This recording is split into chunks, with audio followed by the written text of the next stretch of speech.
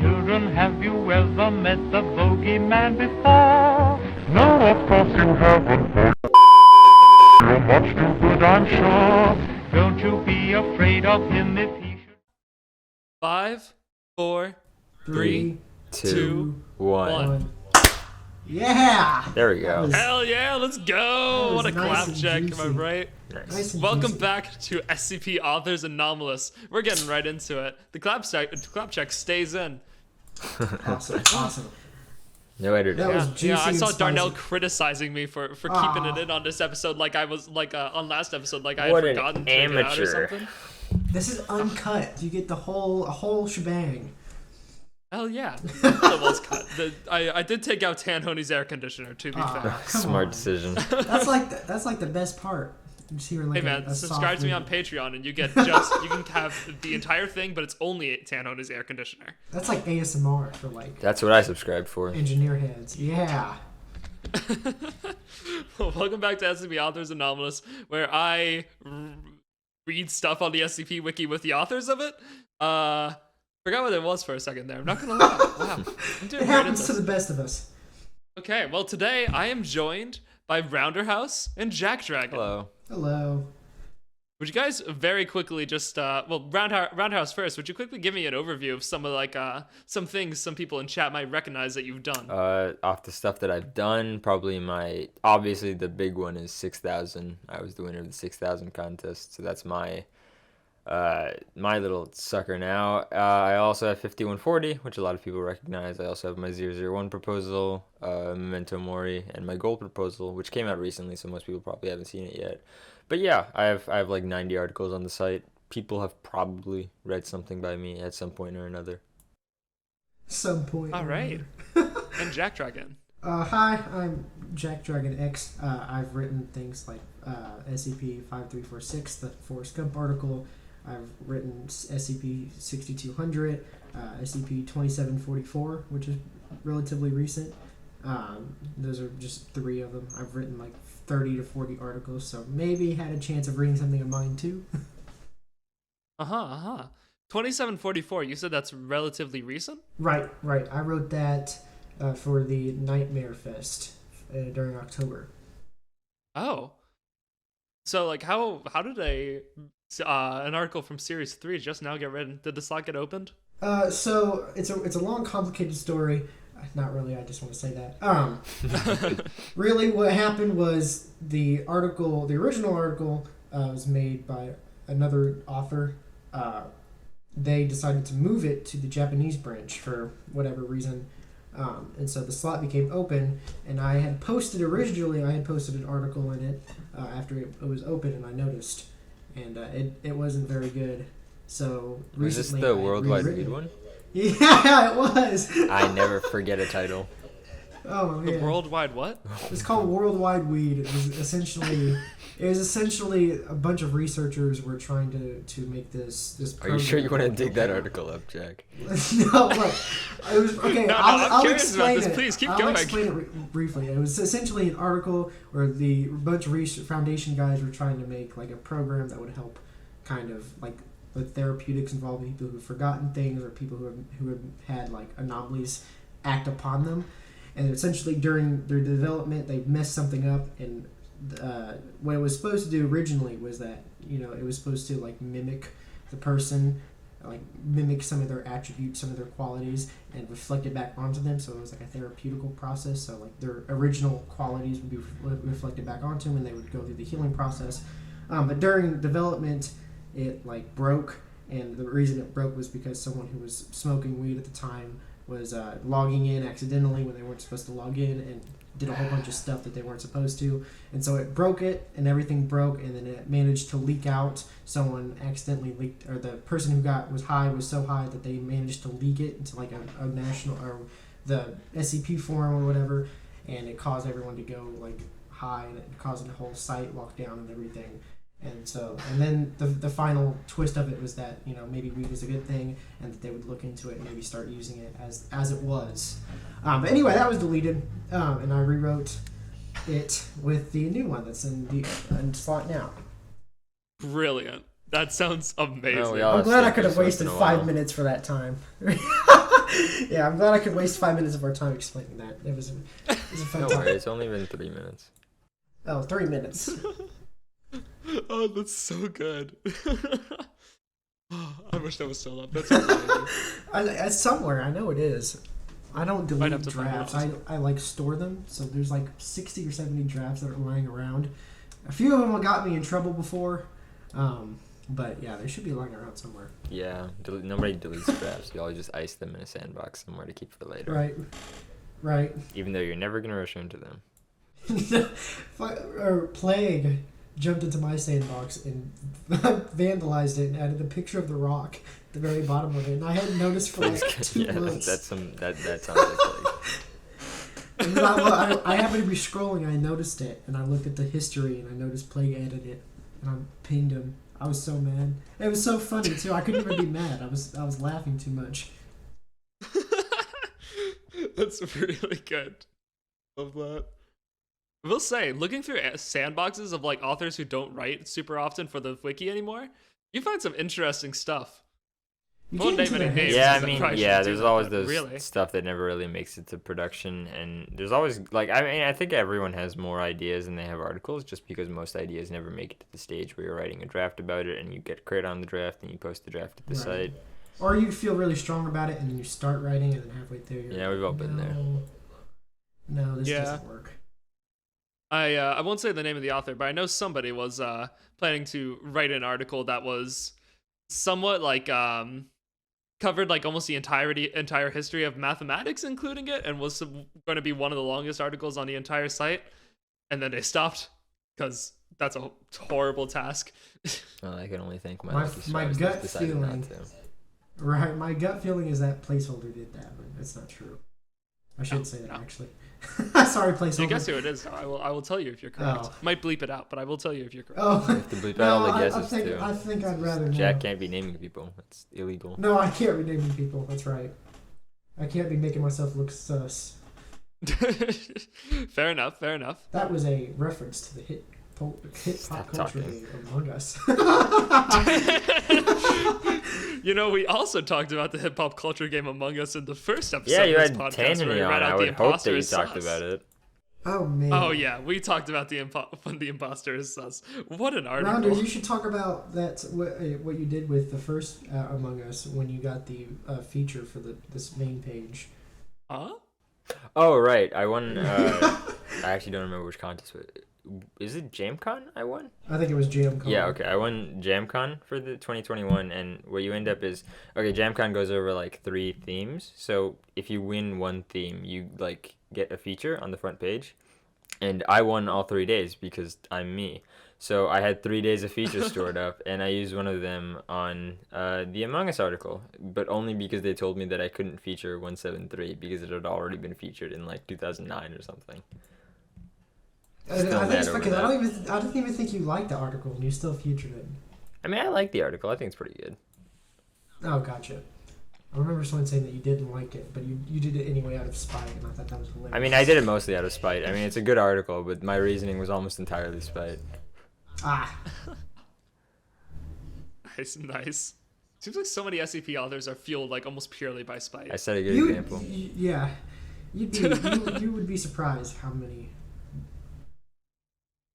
Okay, but anyways, I think probably about time we can start getting into these readings. But real Probably. quick before that, if I do understand, you guys have another little podcast you run. Would you mind telling me about that? Yes, real quick? YourCast can charitably be described as an SCP podcast. It's more like us dicking around on stream on Twitch for usually a couple of hours every 2 weeks.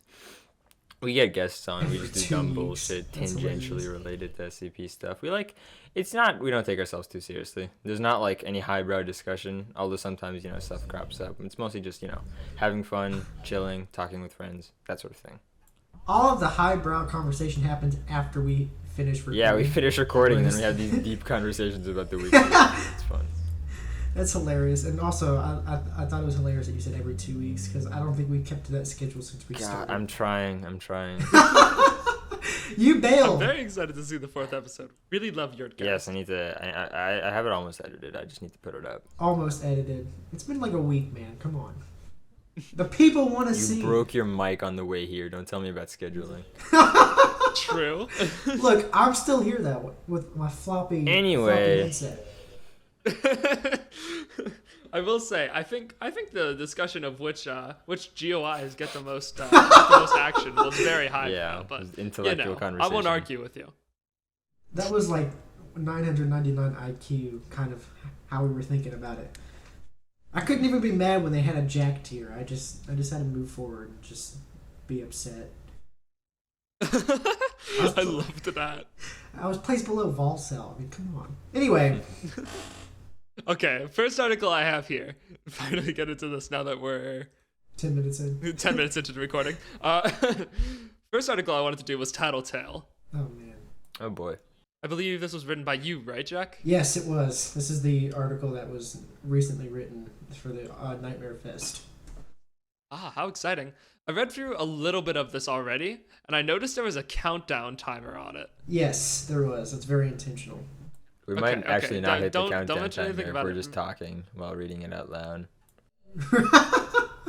Yeah, you don't get it as much when you're narrating it, but We're gonna get the yeah, bad that's very ending. intentional.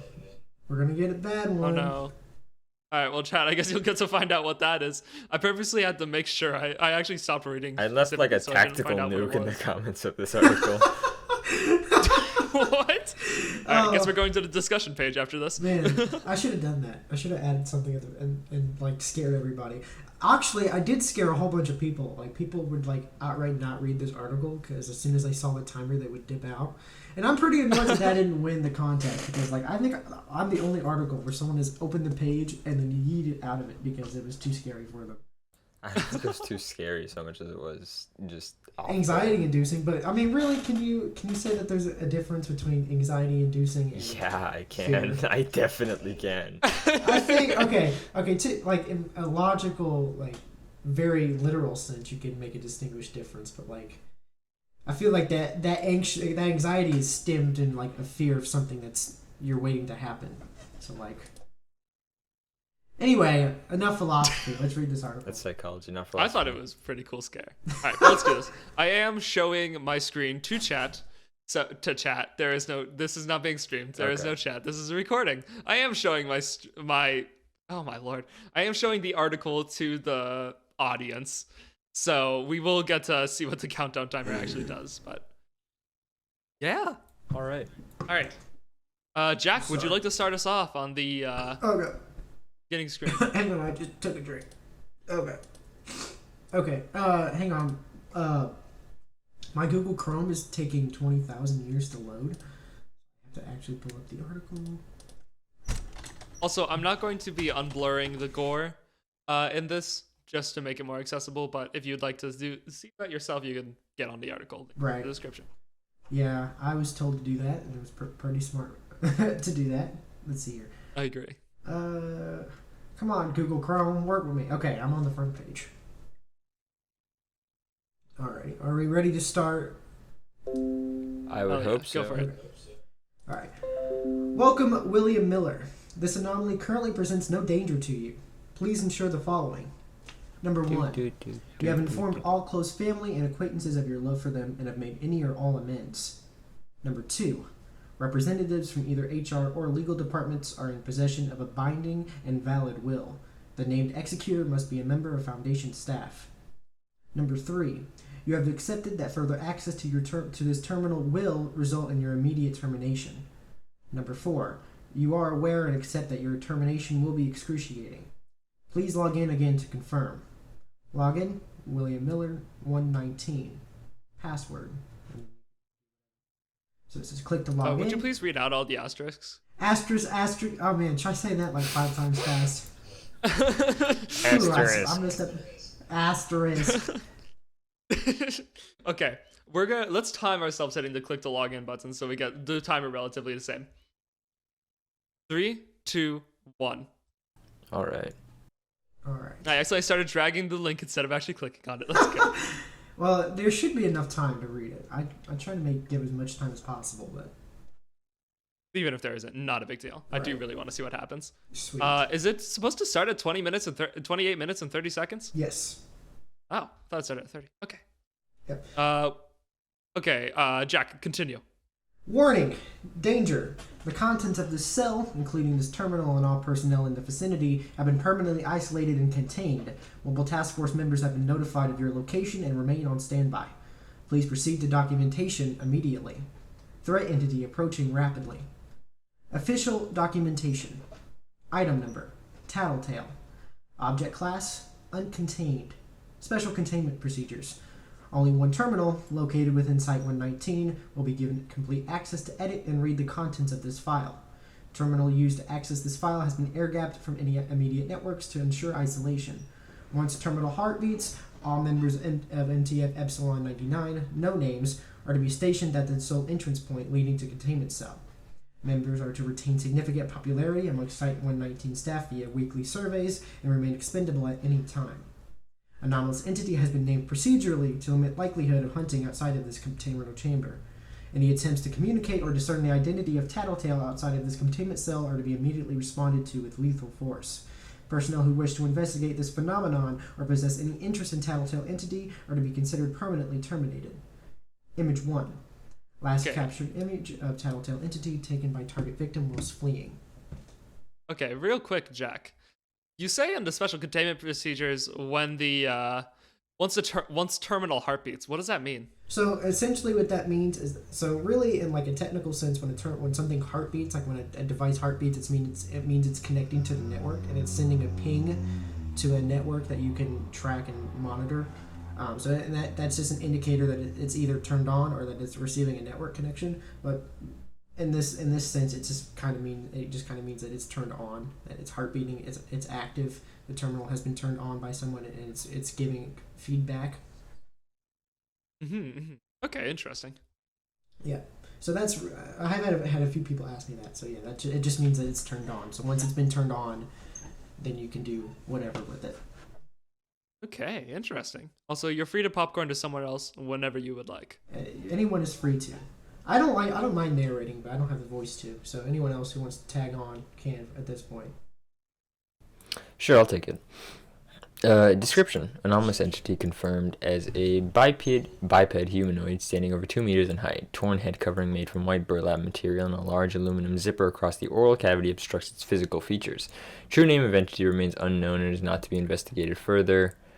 Procedural codename has been generated for the sake of documentation and will be erased once this terminal has been powered offline. Current codename confirmed in database as Tattletail. Entity is extremely hostile, known to target those who attempt to investigate or discern its identity. Entity prefers recognizable, popular, and prestigious targets. Attack methods primarily consist of ambushing prey in isolated settings. No known methods of obstructing or restraining entity from its target currently exist. Attempts to hide or relocate from entity have been ineffective. By possessing knowledge of the anomaly's existence, you consent to likely termination by Tattletail entity. I can take addendum 1. It's kind of a mouthful. Unless you want to try Shaun, I believe it's... Yep, Shaun. Yeah, I would be happy to take over from here. Oh, sweet. So once we actually get to the part where it starts speaking, I think we should take rolls. Sounds good. Okay. Sounds good to me. Hell yeah. All right. Addendum 1. First known occurrence of Tattletail entity was discovered within the Blood District of GOC-operated YourCast, an infamous region of underground networks operating via interconnected tunnels and sewage systems known for its smuggling of Rubetto. Following a surge of murders and disappearances, murders, the GOC requested aid from the Foundation to investigate potential anomalous threats. This batch of research team was approved for investigation by GOC officials under a joint coalition. Investigation of potential anomaly. Personnel: Agent James Green, lead. R.S. Adam Smith, Sammy Radcliffe, MTF Captcha 99 Fires Dawn, Dr. Stephen House, William Miller et al. Note: body camera footage provided by Agent William Miller. Okay, so let's see. Man, I can't wait to read Memento Mori and we have to assign roles. Oh God, yeah. Honestly, I might do a theatric reading of that one where I actually get like some voice actors on it because I really want to read that. That sounds pretty cool. Really want to get some SCP-001 proposals. But anyways, okay. I'll take all of the like notes and stuff Like the like Stage I'll do the directions. narration. Yeah, stage directions. That's the word. Theater man over here. Okay. I will take Miller, and I'll take Miller. I'll take House because that would Cool. just be appropriate. Okay, and then we need someone for green. All right, Rounder, you take Green. You take Smith, Jack, and I will take Radcliffe. Okay. Okay. Bam. There we go. All right, begin log. Agent Miller arrives to the steps of an oversized steel bulkhead door at an underground Urtech residence. After disengaging the lock and walking inside, Miller enters a large chamber. Pipage runs throughout the ceilings and walls, which extends down into a large hallway with similar bulkhead doors running left and right. Across from Miller stands Dr. Stephen House, who approaches him after stepping over yellow caution tape. Where have you been? Sorry. Traffic bogged me down. House scoffs. It's on the right, 3 doors down. Look useful. I'll try. Miller walks past the caution tape and approaches an already open door. Entering inside, similar pipage runs through the ceiling. Pipage, man, I don't know why. That word just messes with me. Similar pipage runs throughout the ceiling and walls of a large residential room. On the left lays a blood-stained sofa and a messy table. The right wall is lined with kitchen counters and an island. Rats scamper from the top of the shelves above the sink. The rest of the house is equally upended. Behind a sofa lies a platform of ragged, blood-stained sheets. An unknown body lies sprawled on the platform, with Radcliffe and Green standing nearby and conversing. The latter taking notes on a digital pad. Several other Foundation personnel are also inside the room, taking samples and recording information. Miller approaches Radcliffe. There's nothing? There's- Oh, sorry. My bad. Forgot my role. Go ahead. No worries. There's nothing? No fingerprints? No ID? Agent Miller reporting in. Turning to Agent Miller. Don't you know it's rude to interrupt people, Agent? Yes, ma'am. Sorry. You're late, Miller. Try not to make that a habit in the future. Miller does not reply. As I was saying, we got nothing here. Not even a first name. Miller leans in to examine the body. Deep avulsions run across the body's torso. Skin and muscle have been torn off, revealing mangled organs and broken bones. The face displays deep puncture wounds, indicative of bite injuries. The entire nose and philtrum are missing, providing a vantage point directly to the back of the victim's throat. Chunks of flesh are adhered to the nearby wall by dried blood. The nose is nowhere to be found. Do you need anything from us? Take a look around. You're here to help with the investigation, right? Yeah. Then investigate. Miller steps away from the body and approaches a small table sitting in front of the stained sofa. He begins rummaging through the miscellaneous piles of papers and documents stacked on the table. Are those... Green speaking to Radcliffe. Are those bite marks? So a serial killer and a cannibal. That's if this thing's even human. Didn't mean to unblur that. Okay, well, I'm not going to do that for the rest of them, but that's how that works. That's the only Nice. one that's blurred, so you don't have to worry. Oh, okay, good, actually. Okay, well, never mind about that then. Miller holds up a tattered handwritten note. Help, workers, is written above a phone number. Miller places the note in his pocket and proceeds into the bathroom. Blood is sprayed across the tiles which remain on the walls. The floor is littered with shattered ceramic. What the? Miller approaches a nearby ceramic fragment and observes it. Blood sticks to the surface as Miller brushes his fingers against it. Blood itself appears pixelated and distorted to the camera, which now begins to drip from the sides of the fragment. However, after another moment, Miller returns the fragment to the ground. After a slight pause, he steps outside of the bathroom and back into the main room. Whoever did this didn't care about the mess they made, that's for sure. I noticed that too, but look at this. All the pictures and family portraits are pristine, almost like they were wiped clean after the killing. Sounds like it was a personal vendetta. It wouldn't surprise me. Miller steps towards the far counter, walking past several personnel. He spends the next several minutes rummaging through drawers and cabinets, but locates nothing of interest. James, what's that bruise on your face? Huh? Oh. It's nothing.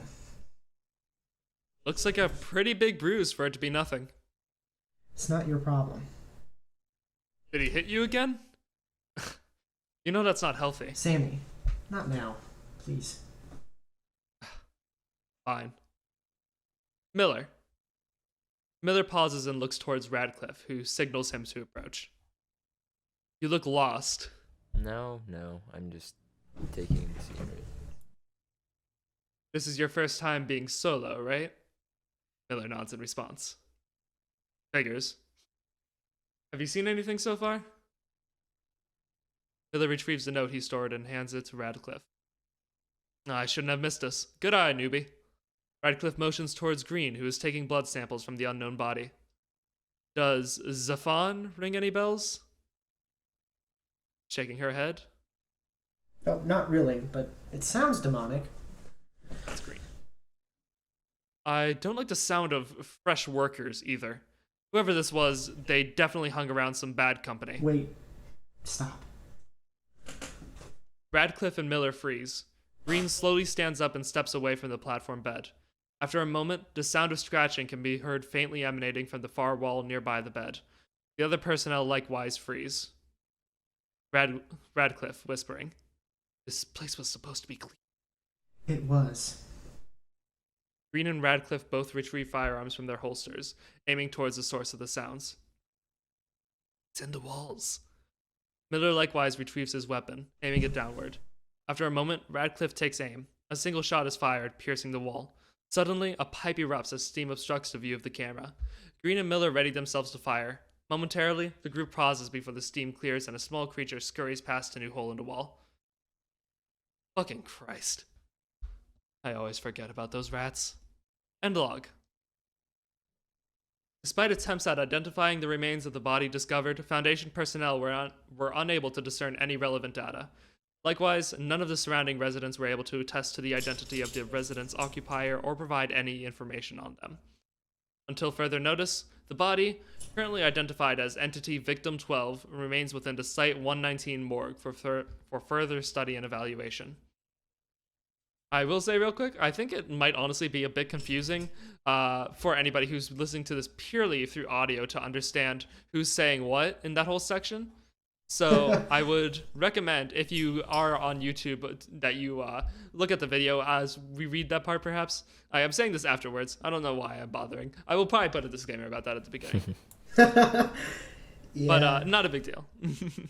I can take addendum too. That probably was a big old mouthful to say. Oh yeah, go for it. Addendum 2. Investigation into the handwritten note discovered within Addendum 1 was authorized by Physics Division Strike Team 666, Satan's Wrath. Although perpetrators were detained in the subsequent raid, Satan's Wrath members were able to recover 8 previously missing persons from an unlisted warehouse within the Blood District, the majority of whom were Fey in origin. Upon discovery, the following public announcement was authorized for the citizens of YourTech. Recovered document, YourTech Crime Syndicate Unit. From the Physics Division of YourTech's Crime Department. Automated alert message sent to all available devices. Date, January 25th, 2025. 9:30 p.m. Greenwich Mean Time, +2. I'm not sure if I said that right. Affected regions, Undercity, Blood District, Halfway, Lower Lightline, Outer Districts. Known threat. The aforementioned regions have been placed under preventative watch after increased reports of missing persons and homicides. Possible trafficking of both abnormal and normal residents. Methods unknown. Purpose unknown. Known perpetrators include Blood District demon gangs, numerous. Heightened interest in the following groups. Young adults, under 20. Developed Fey species and weaker demons. Class 3 and below. Response. Curfew, 11 p.m. Greenwich Mean Time, +2, is to be enacted immediately. Enforcer patrols heightened in the aforementioned regions. Crime units dispatched to known hotspots of crime and trade. Residents of Undercity will be tracked via mobile devices and cybernetics to ensure compliance. Social points, +2,000, awarded for those possessing information relating to any missing persons. All residents are to monitor for suspicious behavior. Residents are not to exit their homes without explicit permission from Class 2 enforcers or above. Criminals suspected and detained for trafficking will be terminated using any and all means available. Failure to comply with the content of this message will result in permanent detainment. You have been warned. Interviews with recorded trafficking victims were performed by GOC officials and withheld from Foundation involvement, per the Joint Coalition Agreement. However, upon the conclusion of these interviews, active personnel were notified of the following. Number 1. Victims were bought and sold by several unknown parties in Urtex black markets. The exact specifics of when or where these transactions occurred are unknown. Number 2. One victim overheard a conversation between unknown parties concerning a new supply of trafficked anomalies. Victim overheard mentions of a forest and magic folk, but also mentioned that they were unsure of what was stated. Number 3. Victims were in transit to be supplied to an unknown gang before being retrieved by GOC personnel. Number 4. One human member of the group had been transferred prior to retrieve supply of potential workers for a large gang and never returned. The status of the lone member remains unknown. Number 5. Further intel involving missing member is inconclusive. However, several victims attest that subject was erratic and highly unstable. With the available testimonies, special interest was raised towards the tall trees of the Nameless due to its apparent correlation with the ongoing investigation. An expedition, hosted by Agent Sammy Radcliffe and Agent William Miller, was approved for the wandering region to ascertain further information. Contact was soon established with one from the woods, and the following interview was initiated. Exploration log of redacted per Protocol 4000 SU. Okay, this one's a lot easier because there are just 3 of them. Right. Yep. I'll do Radcliffe again. I'll take Miller again. And I'll take the lizard guy. Wonderful. All right, interviewers, Okay. Agent Sammy Radcliffe and William Miller, and I'll also take the stage notes. Interviewee description, tall fellow with the lizard green scales. Begin log. Good evening. Good evening to you. Good evening. Is everything okay? Yes, I'm just surprised at how fake this all seems. Excuse me? Never mind. Let's get this over with. Are you sure? We're free to listen. I said, let's get this over with. Silence. Yes, I apologize. Recently I've been struck with much grief over the loss of a friend. You must forgive my outburst, and my hesitance from before. I thought you were that monster. Don't fret. We appreciate your willingness to help. And I'm also sorry about your friend. Don't be. But please, even the trees are watching us. Let's make haste. We have only a few questions, I assure you. Of course, of course. And who do I have the pleasure of speaking with today? Apologies, I'm... The presence of Radcliffe's hand muffles Miller's next words, preventing him from speaking. What was that? Do go on, I implore you. You must excuse him, please. He's still new to these woods and hasn't yet adapted. Hush! Speak your tongue. What was it that you were wanting to say? Radcliffe removes her hand from Miller's mouth. Both are silent for roughly 10 seconds before there's any movement. Speak! Miller stands up from his chair and bows. Please forgive me, but I cannot disclose that information to you. Miller is glared at. Eye contact continues for several seconds. However, after another moment, the glare fades. I see. My apologies again. My nerves have been on edge as of late. Let us move on. What questions do you need answered? Yes, of course. I can't help but notice that there's less of your kind wandering around this forest. Is that true? An astute observation. Yes, it seems that we've dwindled. Would you happen to know why? Why? Are you really asking me that question? I have no idea why your boogeymen lurk in the shadows. Maybe it's to capture and chain us, like slaves. Pause. I see. I am sorry, truly. Save your pity for when you leave, for both our sakes. Of course. Pause. Have you happened to get a glimpse of these boogeymen? Were they anyone you knew or someone from your kind, maybe? I was only ever able to recall one, but it was not anyone from these woods. I understand. And what were they doing? When I first saw it was about to greet, well, I don't know. But maybe one of ours over the hill, just beyond my house. And what happened? They exchanged pleasantries and took their leave back to the other's abode. It was not long, but once their visitor left, something had changed. What had entered as a mortal was not one when it left. The room remains quiet. I can only feel the monster lurking. I decided to take a chance and check, but when I arrived, whatever was there before was no more. Dead in that home. Mauled and mangled. The taste of blood was everywhere. It was... Gulping. Excuse me. Take your time. I'm also disturbed to hear this. You, disturbed. Imagine how I felt, seeing that corpse. Someone you know you once killed... seeing someone... Oh, Jesus. Seeing that corpse, someone you know you once cared for, stripped and robbed of a name. A name? You heard me. There was nothing left. A husk. A shell, even. And, oh my, the smell. Radcliffe and Miller remained silent. I'm not sure how that thing did it, but it did. It shredded and tore that body apart until there was nothing left. There's a soft cry. Why does it linger? That smell of rosemary flowers. Why must it still follow me everywhere I go? End log.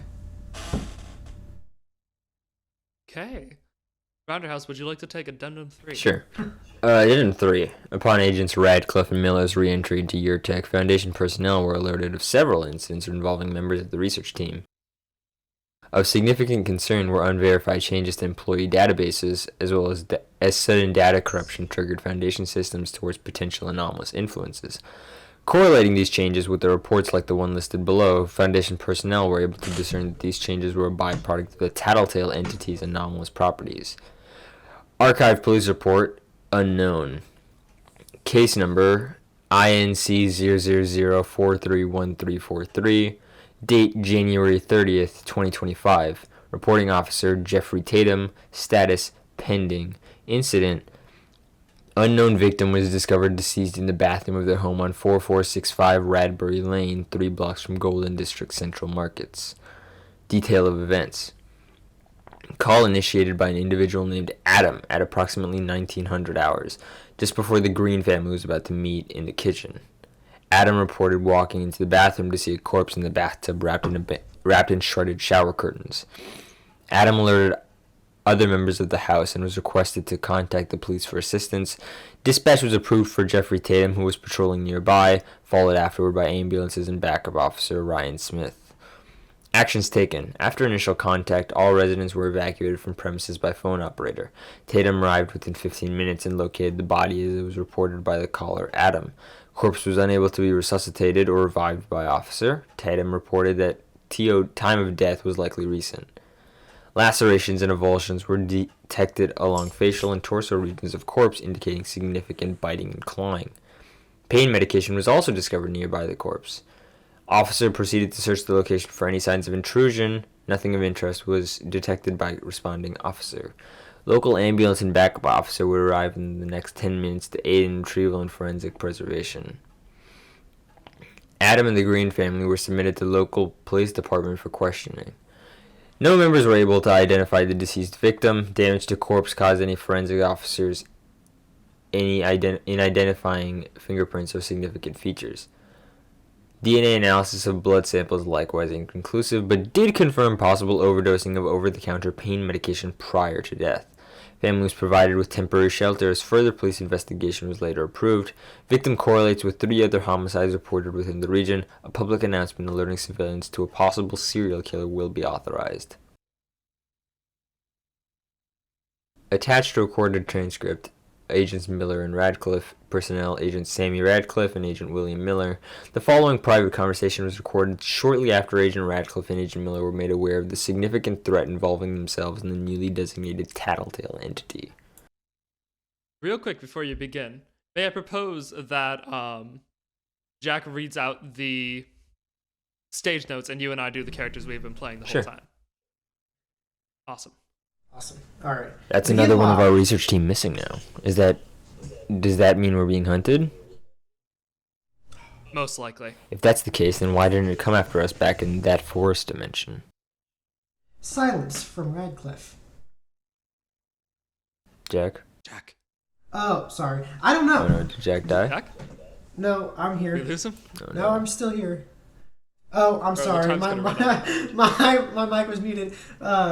Silence from Radcliffe. I don't know. Maybe we weren't a priority. And how many of us has it taken so far? They had records of 7 of us being on that research team for your tech. 4 of those records are expunged now. And 4 new killings, of course. It all makes sense now. Miller snorts aggressively. What are they gonna have us do now? Who's the other person? Stephen. He panicked and retreated to a safe house near Upper Light Line in a reinforced facility masquerading as a townhouse complex. So why aren't we down there with them? If there really is something hunting all of us down, what's stopping him from being a target? They want us to get back to 119. Full-time surveillance and protection. And what, leave Stephen on his own out here in your tech? It's his fault for refusing orders. He won't listen, and now it's on him whatever happens. Are you kidding me, Sammy? William, this is not a... Oh, to hell with this. You've got to be joking. William, we are trained Trained, agents. exactly. Trained to save our own. Isn't that the mission? No, it's not, William. It's not our mission, and this is exactly why we train you like this. Silence.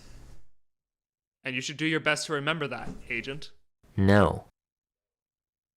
Excuse me? I said, no. I'm going to bring him back. We owe Stephen nothing. Why are you so intent on helping him? And what, we just leave him to die out there? Is that really what you want on your conscience? Radcliffe scoffs slightly but does not respond to Miller. I'm not about to leave one of our own to the dogs. That's not what we do here, and you know it. Do you really think I'm just going to allow that? I don't really care what the hell you do. Go ahead, Sammy, try something. Shuffling can be heard slightly. Otherwise, stay the hell out of my way, especially if you're going to be a coward about it. In log. I don't know about you guys' counts, but I have a minute, 30 seconds and change on I the have timer. a minute and 20. Yeah, I'm around the same place. So a little side note: if you just refresh the page, the timer resets.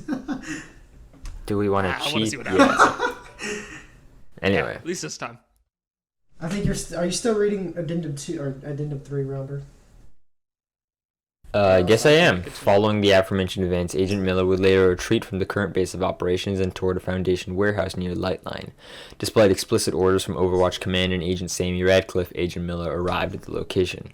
Incident log. Note: video footage provided in tandem with surveillance feeds and body camera recordings recovered from Agent William Miller. Begin log. I think we have 30 seconds left, roughly 30 or 40 seconds left, so we might just have to wait it out on this one. And then That honestly might be a smart decision here. And then- I'm enjoying this a lot, though. I will say. Awesome. Very strong atmosphere.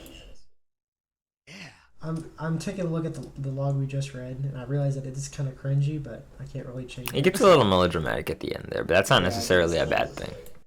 It does a little bit. I noticed that.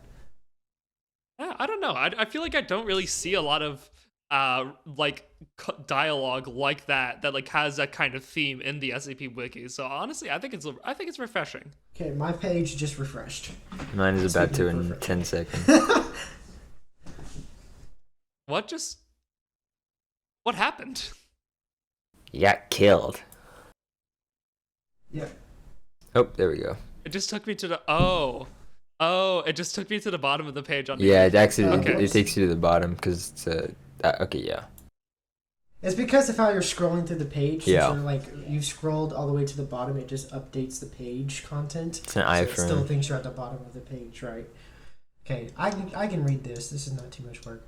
So it says, error. Unable to conceptualize haptic feedback protocol for intended target sprite. Number 76542C2-AB. If you are seeing this error, please contact Foundation Software Support and provide the following automated report for troubleshooting and/or assistance. Live error bug report. Error identification. ID number 76542C2-AB. Name. Incorrect parameters for metaphysical haptic response. No entity in database. Reporter. Automated system. Submit date. Not applicable. Severity. Major. Overview. Summary. Simulation unable to detect available Foundation probing neural link. Elevated heart rate and neural activity exceeding allowable limit for host after engagement of simulated reality to reproduce threat response. Haptic feedback loop resulting in program crash. Threat entity no longer present in simulated program. Emergency. Operating platform. Skip operating system skip.os version 12.5.10. Neuralink connection identified. Steps to reproduce. Review current log of player status. Expected results. Completion of program with written failure report for host player. Actual results. Termination of host player via neural haptic overload. Active support notes. Case number CSE 213-465-234. So there's a little chat log here if someone wants to take T and someone else takes N. I shall take T. Alright, I'll take N then. Another one.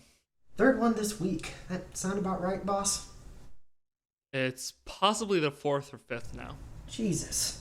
At this rate, we're going to run out of new ones to train. Unlikely. You think? No, I know. Our farm is efficient. 50 new bodies will be here by the end of next week. Mark my words. We wouldn't if people would simply... Oh, excuse me. Wrong dialogue. Sounds like we have a lot of work ahead of us then. We wouldn't if people would simply do their jobs. This one isn't on me. I'm not the idiot who forgot to remove the redundancy for the override loop. Get to work on fixing it then. We need this working immediately. You know they never come out perfect without it. Is the Foundation about to get busy or something? If only you knew. Dun dun dun. Okay, so just real quick, in case anybody is listening to this purely through audio, and I want to make sure it's 100% understandable what's going on here. There is a timer on the page. I think we mentioned that earlier. There was a timer on the page the entire time. It started at 28 minutes and 30 seconds. It ran out, and it took us to this page, which is what Jack just read out. Right. So how do I go back? I bet you can just hit the back arrow on your browser. Ah, perfect. And then Hey. the timer refresh. Or you have to click to log in again. And then... Yep. Oh, wow. Someone uploaded during our time here. Yeah, I noticed that. Hey, I'm not complaining. Okay. Good timing. All right. Okay, where were we? We're at the incident log. We are at the incident log. Okay. Jack, would you like to take over? Sure. I like hearing the sound of my own voice. Yeah, we know. Begin log. Camera recording begins over the perspective of a large townhouse facility. It is dark outside, with streetlights dimly lighting the parking lot that the recording pans from left to right. At approximately 0100 hours, a stray car is seen entering the facility lot, parking close to section 14-A. After several seconds, the car lights deactivate, and the lights record a single person, or the cameras record a single person leaving from the driver's side. The lack of light makes discerning the identity of the individual difficult. The person observes their immediate surroundings before quickly running east towards section 15 through 22. After several moments, the individual is seen grasping at the door of a nearby townhome. After fidgeting with the handle, the person bashes their left shoulder several times into the door, causing it to swing open. The perspective changes to the inside of a large warehouse facility, where the individual, now identified as Stephen House, is viewable. Panting, House begins weaving back and forth between large sections of stacked shelves set in the middle of the facility. A faint shadow skims nearby the camera's view.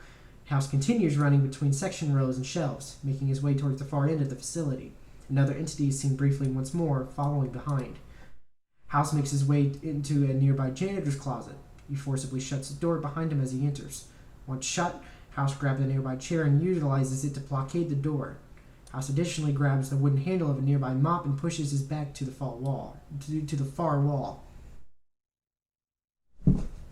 Oh, right. I know I'm useful. I'm not useless. The door bangs repeatedly. Get the hell away from me. The door begins to bulge and dent as more force is applied from the other side. Stay away. The door bursts open. A blur is seen before fragmentation from the door knocks out the nearby camera. Camera feed reactivates with Miller driving an unmarked vehicle. In an unmarked vehicle heading west. A clock. I'm gonna interrupt you real quick. Just to be clear, people, that was Rounder reading out House's part. Right. Alrighty. A clock in the corner of the camera's view indicates that it is 2022. The majority of the sky is obscured by a light cloud cover, and lights from nearby buildings illuminate the road ahead. After a few minutes, static emanates from the car radio, which Miller promptly deactivates. After several turns, Miller pulls into a vacant parking lot. As he arrives, the headlights of the vehicle power off. Miller circles the premises once before parking. He freezes as the car's engine falters, only stepping onto the pavement after several moments. Miller proceeds to withdraw his firearm from his side. From the parking lot, he travels north to section 15 through 22 of the facility. He steps onto the grass, quietly walking between two buildings until he arrives near a front door. Miller takes a moment to scan his immediate surroundings. The windows for subsequent units are notably dark, with covers obstructing any viewing inside. Miller approaches the door. He pauses. It is already open. Miller presses his body against the door, pushing it open with his weight. The door opens to a large and expansive warehouse, much larger than the exterior outside. Shelves of miscellaneous equipment and objects are stacked in rows leading from a series of 3 hallways, all of which lead to the opposite side wall. Stephen, where are you? Miller cautiously steps towards the central hallway, turning left into the first row of shelves. Metal and wooden cargo boxes are haphazardly stacked between shelves in no particular order. Foodstuffs, clipboards, paper stacks, and other items are also present. Miller takes it nearly a minute to walk through the first row before stepping into the next hallway. Are you here? Miller decides to walk through another row of shelves, pausing briefly to inspect one of the compartments. After finding nothing of significance, Miller exits the row from where he entered, falling back into the far right hallway. Steve. Something crashes far ahead. Miller begins traveling to the source of the noise. After approaching the end of the hallway, he takes a sharp left and sees another door ajar. Miller enters with his gun pointed. The room itself appears to be a janitor's closet. Water appears to be spilled on the floor.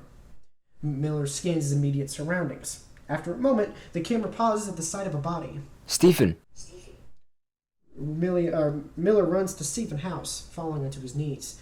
The body itself is damaged. Unknown claw marks are viewable from the top of the upper right shoulder and into the lower left hip. Jagged puncture wounds are visible on the hands and forearms. Exposed bone is viewable from the house's left knee, with his foot turned lopsided. Miller extends his hand to feel for a pulse, but is stopped by House's grasp. William? Hang on, Stephen. Let me help you. I'm not useless. I swear I'm not. What? Run. Something screeches behind Miller. He quickly turns around to see Tattletail entity lunging towards him. Its zipper is unlatched, exposing blood-stained teeth. Miller attempts to roll towards the right, but the creature lands on top. Entity screeches once more. Miller attempts to attack with his free hand, but is unsuccessful. As he swings, Tattletail entity lunges at Miller's forearm and bites his exposed flesh. Bone crunches as Miller screams in pain. Miller aims his handgun and fires, which hits the creature's neck. Entity leaps backward and howls. Miller jumps back onto his feet. Tattletail entity darts right towards the sole exit, preventing Miller's escape. Miller fires several more rounds into the entity, but it scales upward towards the ceiling. Miller steps back, but slips from House's blood. Miller screams again as he lands on his damaged arm. Tattletail entity buries its teeth before lunging at Miller. Miller shields his face with his free arm. Suddenly, a loud gunshot launches the attacker to the far wall. Miller moves his arm to see Radcliffe standing at the entrance, wielding a shotgun. Sammy. You need to get out, now! Radcliffe steps towards Tattletail entity and fires once more, knocking it back again. Wait, where did Steph go? He just vanished and I need to get him out. Not the time, dumbass. Let's go. Miller nods before escaping back into the warehouse, with Radcliffe following behind. From behind, Tattletail entity screeches. The duo run towards the opposite hallway and turn into row 14. They both crouch and use the shelving as cover. I can't believe you're here.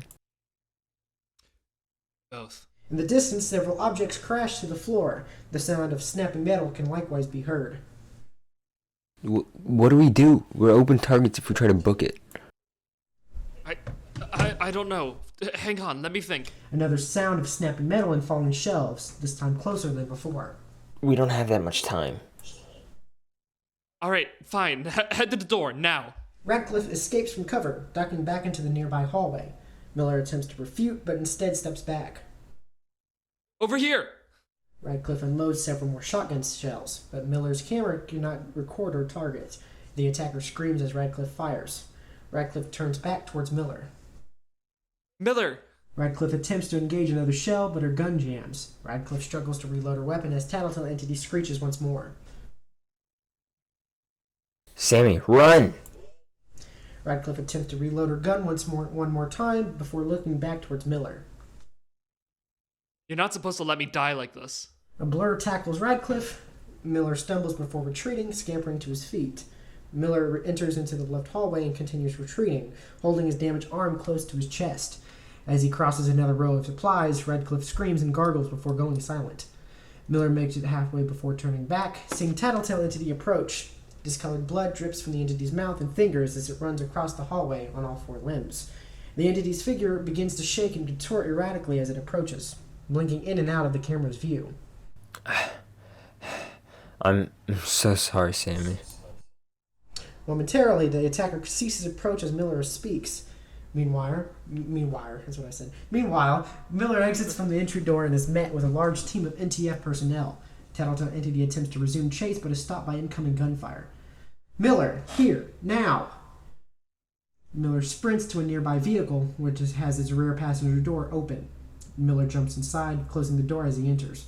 Vehicle successfully exits parking lot as Tattletail entity escapes the warehouse, lunging towards an NTF member and pinning him to the ground, shredding his left arm. In log. Agent Miller was soon transferred from YourTech to Site 119. In order to ensure Agent Miller's safety, 24-hour surveillance and protection by MTF Epsilon 99, no names was approved. Agent Miller is currently remains at Site 119 until further notice. Oh, I noticed the blinking text icon here. Yep. Whatever you would call that. Is that like implying that this was just written? Right. Or that someone's actually actively looking at the art, looking at the page, and is able to edit it. Since in the top of the special containment procedures, this is the only terminal that allows for anyone to edit or read it. See.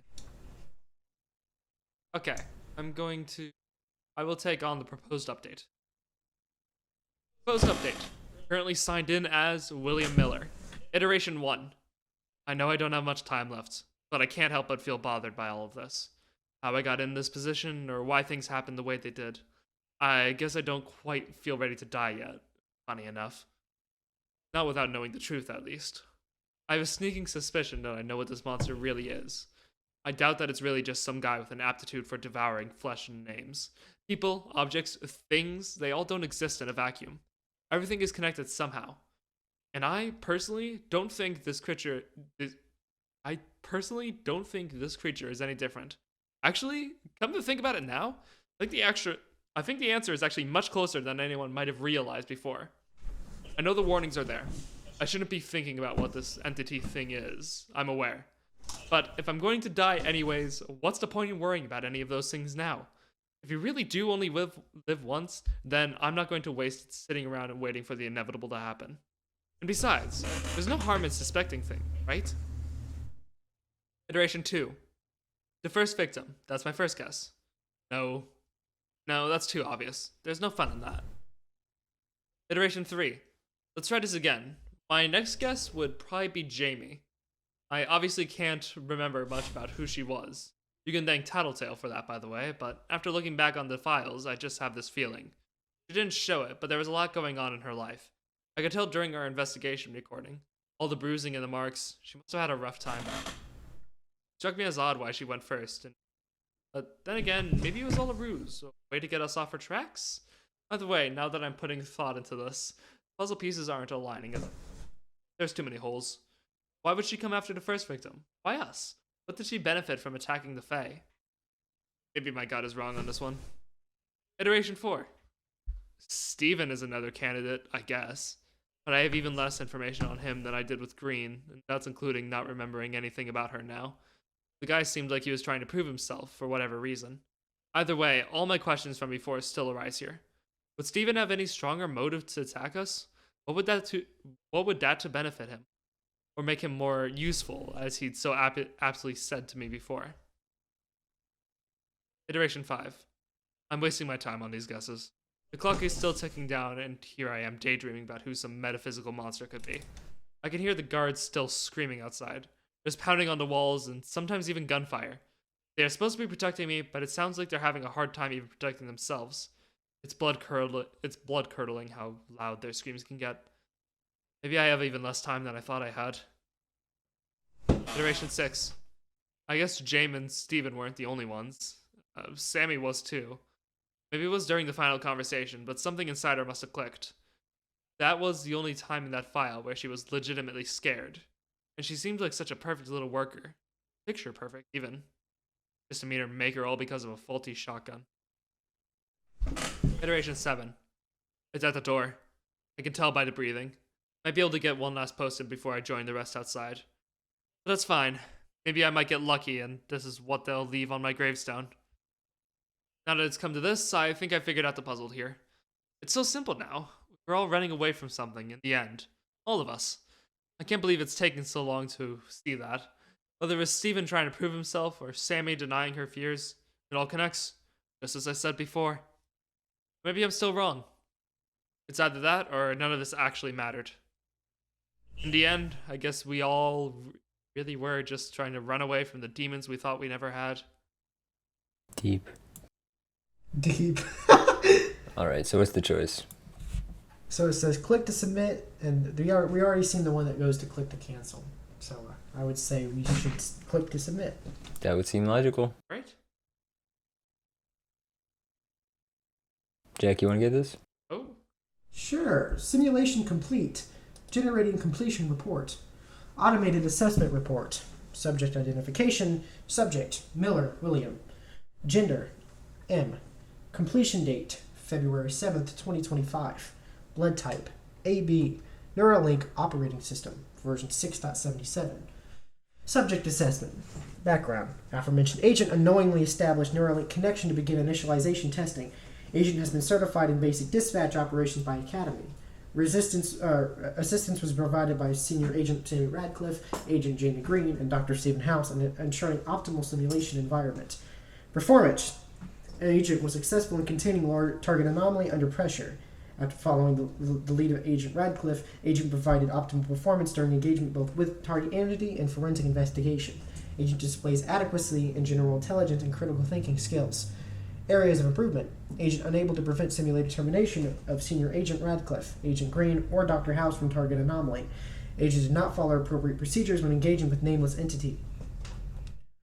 From automated at SCIP.net to William Miller. Subject, automated message received. Dear Agent Miller, let us be the first to say, congratulations. You've shown great integrity throughout this intensive exercise, more so than many of those who stood before you. While our other candidates laid around and waited for their eventual demise, you instead sought the very opposite. Even despite our warnings, you willingly put yourself in danger to protect both yourself and others around you. Time and time again, you have displayed what it means to work for our Foundation.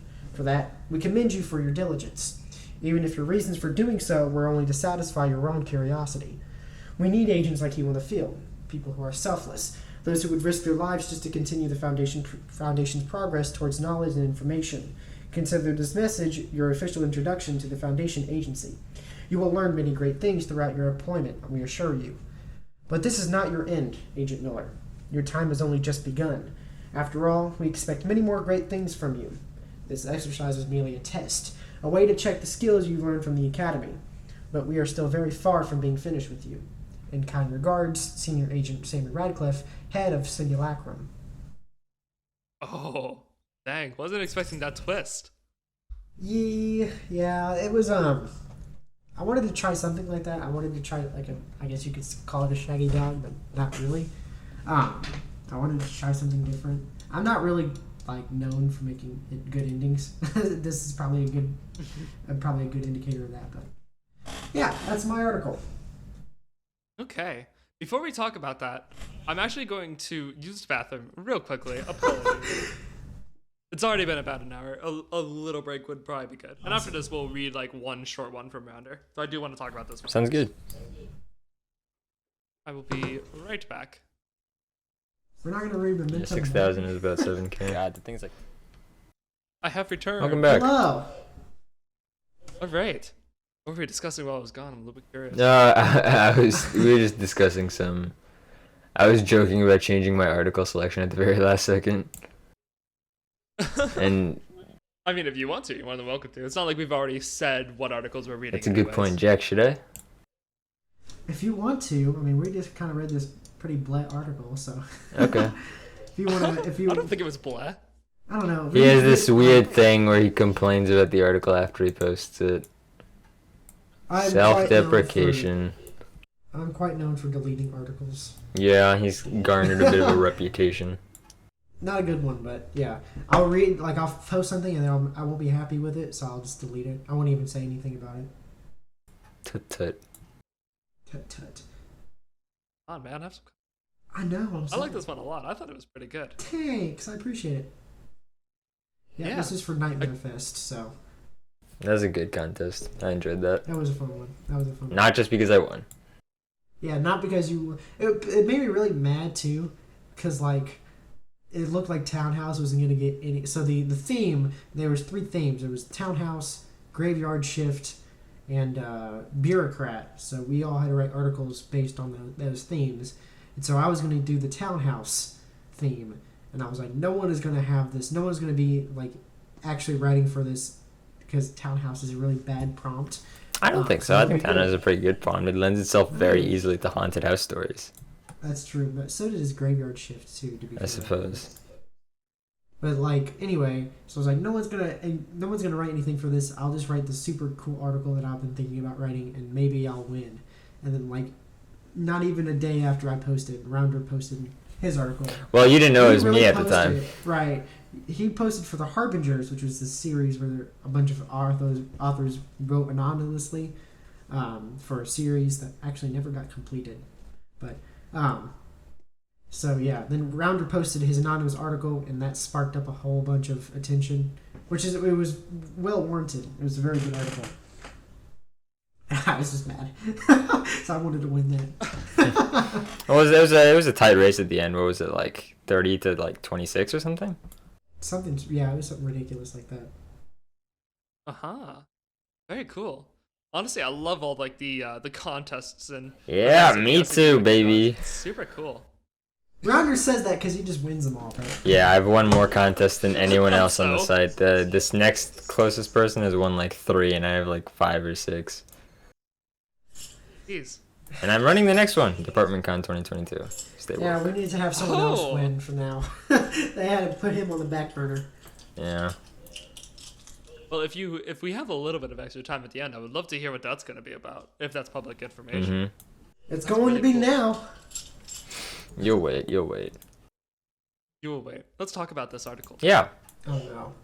I want to point out very quickly that I think someone both upvoted and downvoted it while we were reading. No, that's So it's gone to 159 and then back down. No, so what's actually happening is that Wikidot isn't updating the ratings properly because it's now showing 159 to me. Yeah, it's showing Wikidot 159 to sometimes- me as well.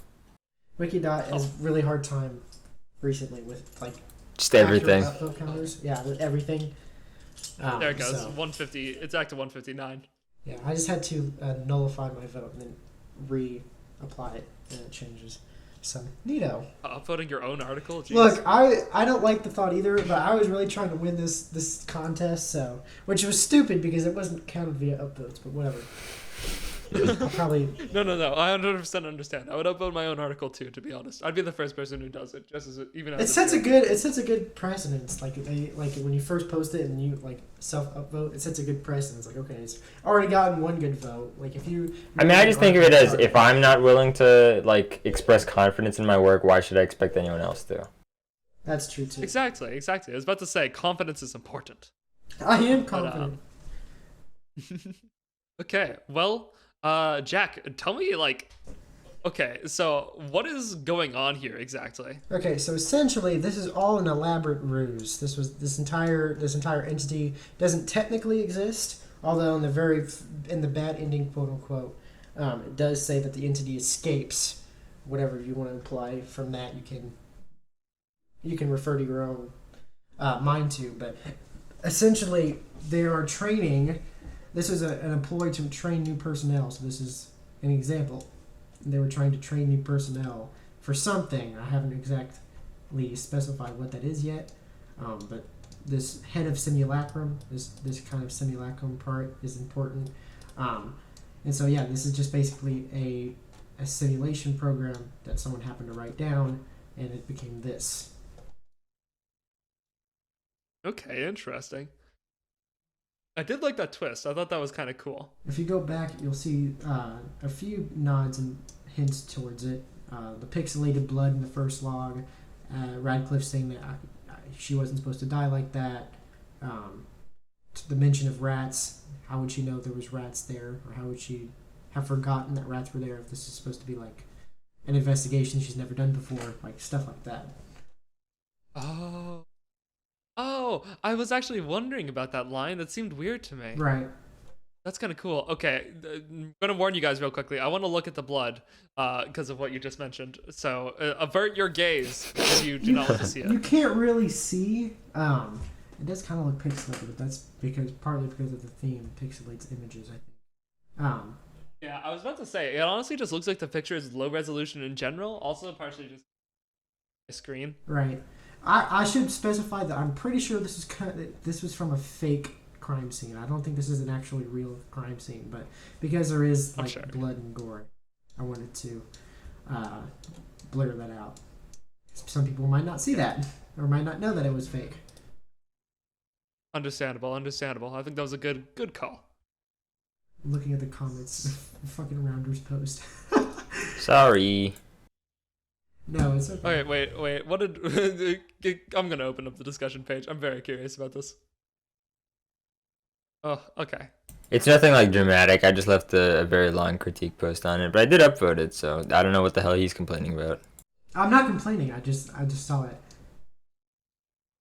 Oh, I see. Okay. Okay, that's cool. I will actually ask you for your critiques and thoughts on it in a moment, so I'm not gonna like read that out or anything. Oh no. But I do want to ask, what was don't take me to SCP-2745. What is? Oh, it's escaping me. Hold on, let me scroll to it. So what's with the tall trees of the Nameless, the Wandering Region, and the one from the woods? Okay. So in the log before it, and then like the kind of the filler text before it, where the GOC basically interviewed all the victims, all the trafficking victims that they recovered after they went through the phone number, they investigated. It says that one human member of the group had been sent somewhere to retrieve more workers, and that they had somehow disappeared and hadn't come back, and that the victim beforehand was highly erratic and unstable. And so my headcanon, I'm not gonna like try to, and you can think whatever you want, you can make your own connections if you like, but how I envision it was that this person who was highly unstable, highly erratic, went to the SCP-4000, went to the Fey Forest, and essentially was trying to find workers, attacked one, almost devoured it, and from there it kind of transformed and molded into this entity, this kind of crazy nameless entity where it doesn't have a name and it's trying to devour others who are trying to investigate its name. Oh, that makes so much more sense. Okay, that's really interesting. I like that. So that was kind of my idea for justifying this creature's existence. Where did he come from? He came from the Fae, and he was once a human, devoured a Fae, and basically kind of like inherited those traits. Sucks to be that guy. That makes sense. Sucks to be that guy. Definitely, yeah. I'm not gonna lie, when I'm actually like reading an article out loud, I barely like what's the word? Like understand it on a deeper level. Right. No, a lot of this is just me. Like a lot of this is me drawing my own connections as I wrote it. Like, okay, this will make sense if I did that. There's a few times like that. And a lot of this article too kind of stems from my own personal fears. I try to play on those somewhat, try to elaborate and expand on those. And the Tattletail, I've had the idea for like a while, mainly because my little profile photo is essentially that entity. I've had it for like a year, and I was supposed to do. Yeah, I had an original idea initially like a year ago, and then never wrote it. So Nightmare Fest was a good time to actually sit down and think about it and write it.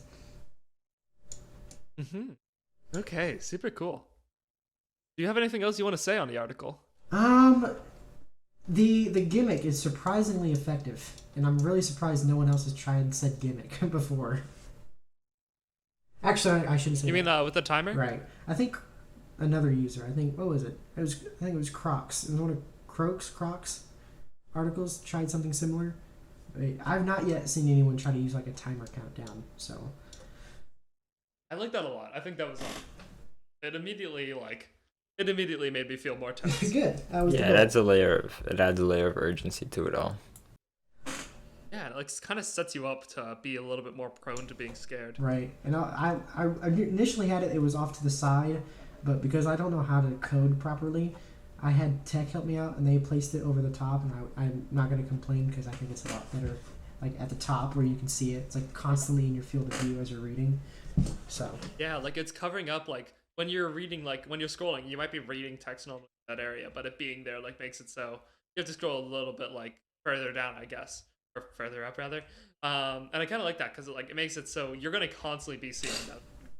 Like your eyes will be constantly flitting to it and from it, even if you don't want it. right, Want them to. Quite. yeah. So yeah, that was my Nightmare Fest entry. Well done. Thanks. Very nice. And Rounder, can I hear your thoughts on it? I was not nearly so kind. Like, I still like the article, and I think it's a very good, like, very well done piece. But, you know, I had my reservations with it in the comments, which I did spell out. A lot of it was mostly that I felt, in short, that it was very stylized, which isn't a bad thing at all. I like stylizing my articles too, and that was one of the things I liked most about it, that it was so stylized and it had the timer gimmick going on, which didn't feel gimmicky, but the design and description of the whole Tattletail thing, but I just felt like narratively it was lacking. Like, it didn't characterize Miller, Radcliffe, and the others well enough, and the final twist came out of left field. I didn't feel that it was built up strongly enough or that it felt deserved. It just kind of felt like but it was all a dream moment at the end. Although, since I posted that comment, Jack has made edits to it, as I understand.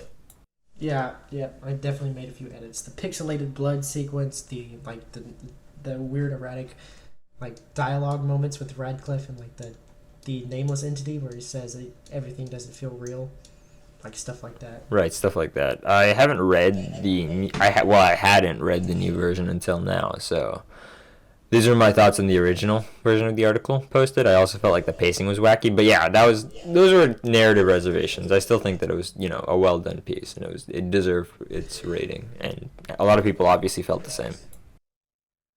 Rounder just throwing me against the wall here. I'm just kidding.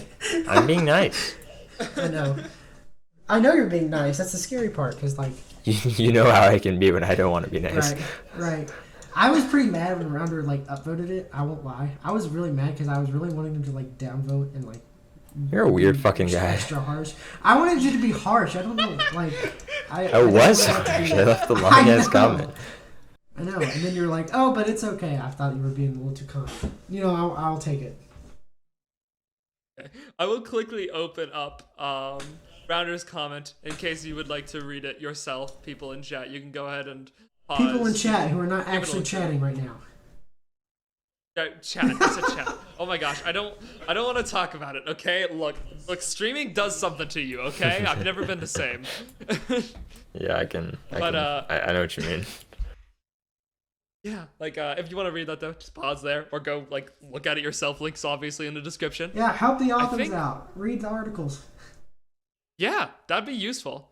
Oh, I just noticed that SCP circle is in the little discuss thing. It's in the discuss thing? What? Pardon? Oh yeah, the discussion symbol. Yeah. Oh, 2521 is in there. Oh yeah. Is that That's a black highlighter thing. Black highlighter isn't only used in SCP. It's also used in a bunch of other places. So I sometimes look through other wikis and I'll see that little symbol. And I'll just because that's totally an SCP reference. Oh, 100%. Okay, I like that though. That's cool. Thanks. And black highlighter is a theme used on this, obviously. Yeah. For our audio listen.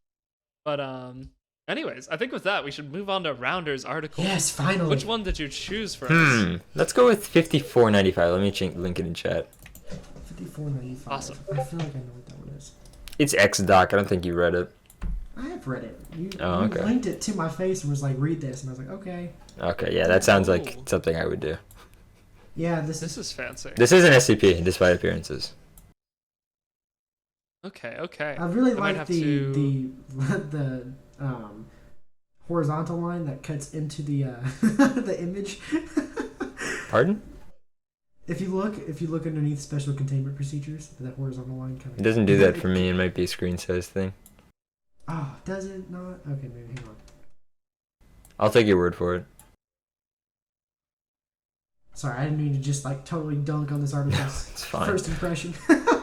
Yeah, come on, Rounder. What are you doing? Yeah, I'm just gonna. I didn't comment on the numerous typos in Tattletail, Jack. If you want to go there. There was one. I counted 2.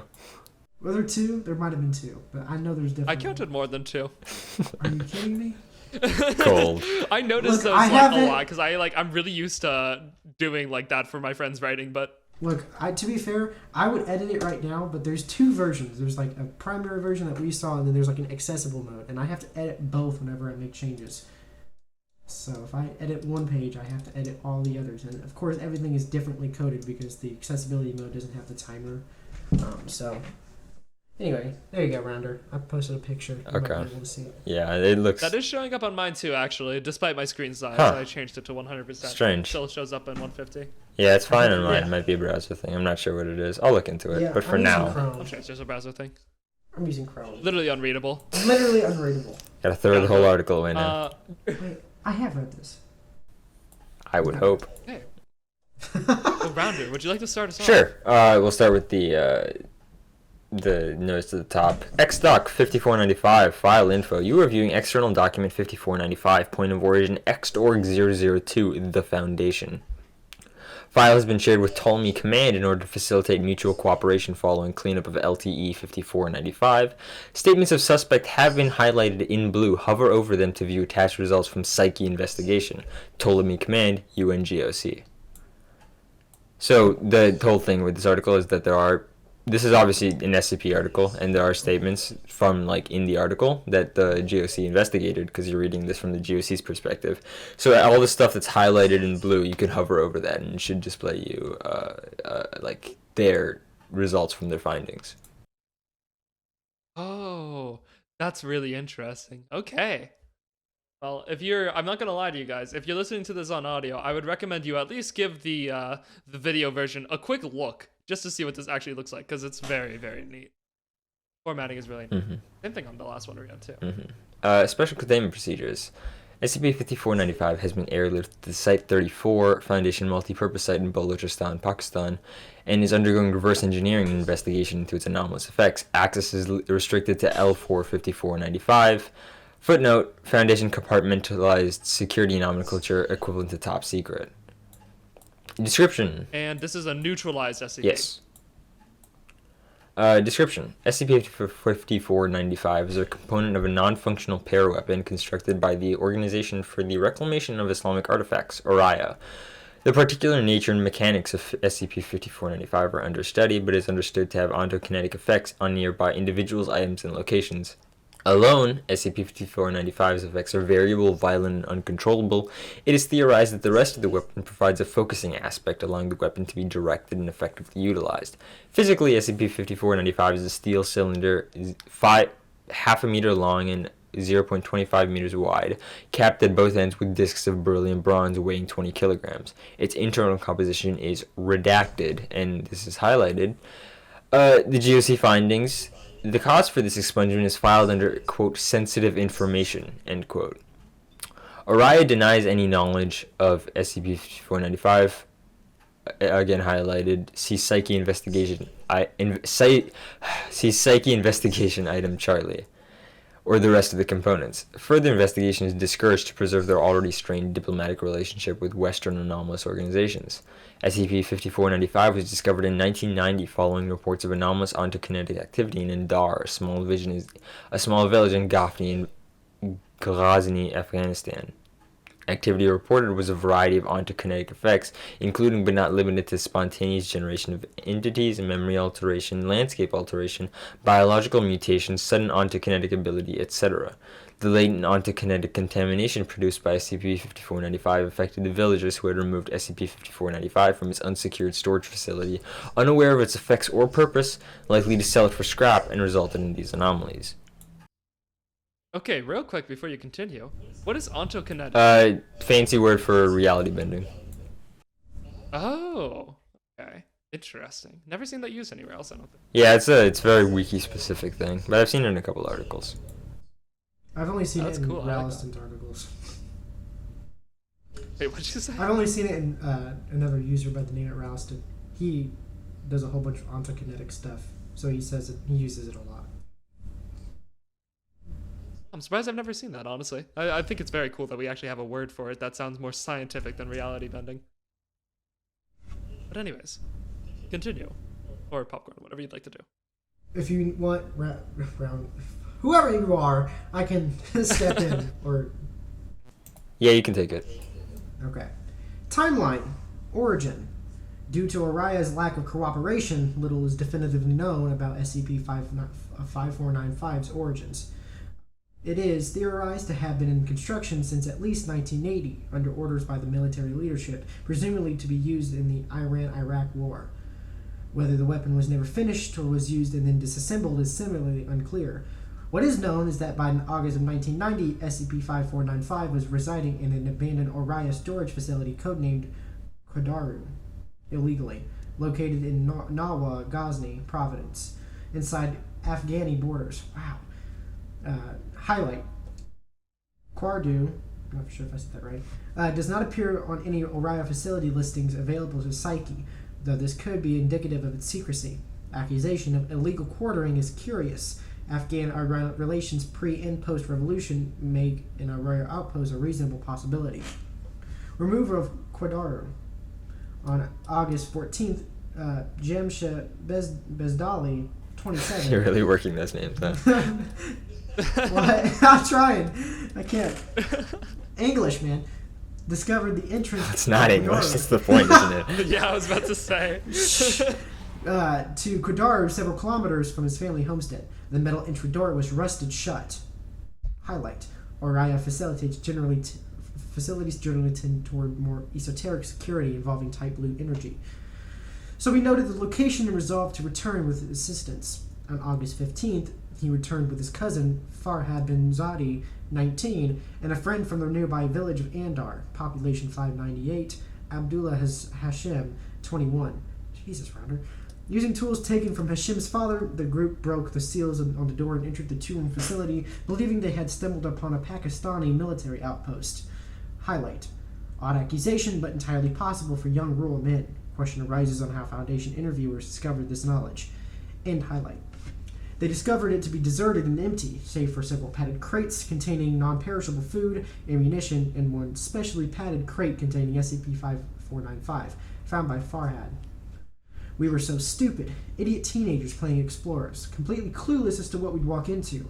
If I could reach through time just once, I would gladly use it to go back and tell the three of us to turn to run far, far away. I was the first one to see it, you know. Jamshed, I fucked up that word, was amazed by the machine gun bullets and the military food, and I pried open the other crate, shoved so far into the corner. The place was so dimly lit and dusty, it had the distinct air of some place that had been forgotten. When I cut the locks and Farhad looked inside, I saw the strange metal thing, and he laid a hand on it. He said it was warm in the center and cool at the edges. We felt like we had discovered something miraculous. None of it knew what it was, of course. Jamshed was going to the capital in a few weeks to visit some friends at the university. He said he would take it up then and figure out if it was worth any money, and he would split it among us. We were so stupid. The group loaded SCP-5495 and the ammunition and food into a wheelbarrow and carted it to Hashim's house in the village, where they decided it would be stored to avoid scrutiny from the Bezadi parents until Jamshed took it to Kabul. At the time they parted ways, it is likely that Farhad was the only one contaminated due to his direct inhalation of the stale, contaminated air in the container. Highlight. few directed paraweapon concepts would vent into the surrounding air. And highlight. I'll take it. Or unless you want to, Shaun. I will happily take it, actually. Sure. Core exposure. By August 17th. Oh, wait. Nope. Almost forgot this. Hold on. So, Jack, I don't have a problem with most of your pronunciations. This is difficult, but there is one that stood out to me. Oh, man. You pronounced? I'm sorry? No, I said, oh, man. I tried really hard. No. You did a very good job for the most part. Except when you said you pronounced esoteric. That's That's right. English. You don't even have an excuse for that one. Wait, it's not esoteric? It's esoteric. Bro. I think you're don't all do this just to me. wrong. You're like Tanhoney pronouncing Keterus. Okay, that's actually the correct way to pronounce it, but I don't respect anyone who pronounces it that way. It's not esoteric. I've always said esoteric. It's esoteric. You know what? I don't care. I'm gonna keep doing me. More power to you. I'm glad it was that word that you like had an issue with, and not literally any of the others that I had an issue actually saying. Jack's my white friend. He's really pulling at the stops. Okay, how do you say it? Is it Jamsha? It's Jamsha. Jamsha, okay. And I think I said Farhad, right? You got that right. Okay. Bezadi? Bezadi, yeah. Okay, and then Hashem. I love arguing over how foundation terms are pronounced. I regularly have arguments with Jack over how my locations and names are pronounced, and I'm like, dude, I wrote it. I get to say how it's pronounced, and he insists that's not the case. It's a Moni Ram. No, it's I not. don't care. Yes, it is. Core exposure. Someone read it. Okay. I will say I'm probably going to be just as bad at pronouncing stuff as Dragon was, except for esoteric. Core exposure. By August 17th, Hashem had sold most of the ammunition, earning a considerable profit for the area. He investigated SCP-5495, hoping to find some clue as to its purpose or design. He discovered a small aperture in the side of polarized glass. Highlight: polarized glass is far too brittle to be used in a weapon core and is generally reserved for scientific equipment. And highlight: and attempted to shatter it. Poor storage conditions had left the other primary seals degraded to the point of uselessness. He succeeded in exposing the internal core of this device. While the device had already begun latently lowering the local reality level, the destruction of the seal increased the efficiency of this process twofold. Disturbed by his damaging of the device, he quickly put it away and did not unearth it until the day after. However, direct contact to the internal core likely meant he was already exposed to an overwhelming dosage of redacted. Redacted is highlighted. The cause for this redaction is filed under sensitive information and highlight. Oh god. Alright, here we go. At the Bezadi household, Farhad had already fallen ill the afternoon after his discovery of SCP-5495. By the evening of August 18th, he was bedridden and complaining of aching pains and nausea. This was thought to be a result of food poisoning. His older sister, Razia Bezadi, 20, was his primary caretaker. His room felt so strange. I came in every hour or so with water and to check on him. He was just rolling around in his sheets, drenched in sweat. His room felt like it was much larger than it was, kilometers long, but I could move across it in one step. It's hard to explain, but it just didn't feel quite real. In hindsight, what should have told me it was something unnatural, though, was the rat. I woke up to sounds of retching, like he was choking on something. I opened the door and I looked in. I thought he would be vomiting and then he would be fine. He was sitting on the edge of the bed, eyes wide. I asked what was wrong, and he just pointed to a gray spot on the floor. A rat, I realized. Gray and wet with moisture. Wet with moisture. Dead on its back. I figured he had just killed the rat, though rats aren't very common here, and closed the door. It never occurred to me that the rat was wet with spit. Oh. Through taking care of Farhad, Razia was similarly exposed to latent autokinetic energies in his system. Highlight: only the most reckless of paraweapon concepts would use latent type green energy as a transmission vector. Carries a large risk of friendly fire. And highlight: from his primary exposure to SCP-5495. The secondhand nature of her contamination was weakened enough to manifest as little more than idle shifting that lasted for a few seconds at maximum. By August 18th, Hashim, Farhad, Razaya, and their parents Hussein and Latifa were contaminated. How's my pronunciations? Well, passing grade. It's better than Jack's. So. Better than mine. Yeah, low bar. So we're just trading segments then. Is that what it looks like? Yeah. Sure. Okay, cool. Instability. On August 19th, Jamshid went down to Hashim's home to investigate SCP-5495. Hashim was absent at the time, selling the remainder of the ammunition and food, and Jamshid discovered the aperture, which had been leaking onto kinetically unstable radiation at an increased rate for the entire night into the surroundings, including into the store of food that Hashim would wake up to sell in the morning to the rest of the village. This incident resulted in the contamination skyrocketing from about 4 cases at the time to about 300, well over 2/3 of the village's population.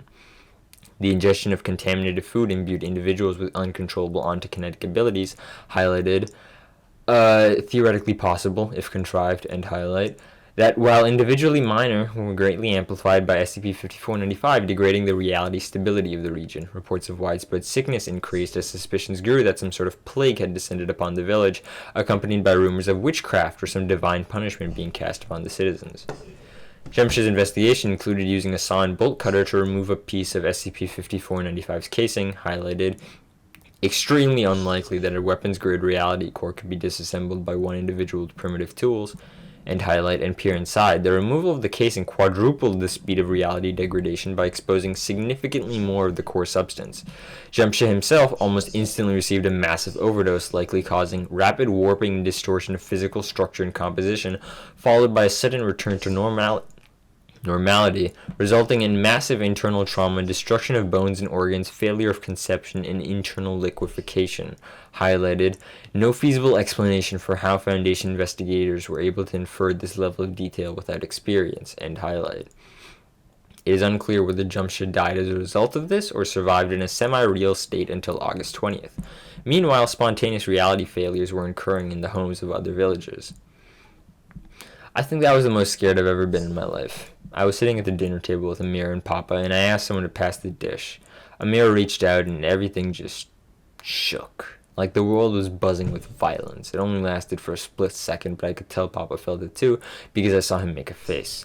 Then Amir touched the dish, and it turned into a dead cow, trussed up and bleeding from skewers, then Mother, then Najibullah, and then Amir, all in a second. He screamed, so did I, and Papa asked us why we were shouting, and we saw nothing had happened at all. I know what I saw. A glimpse of what was to come.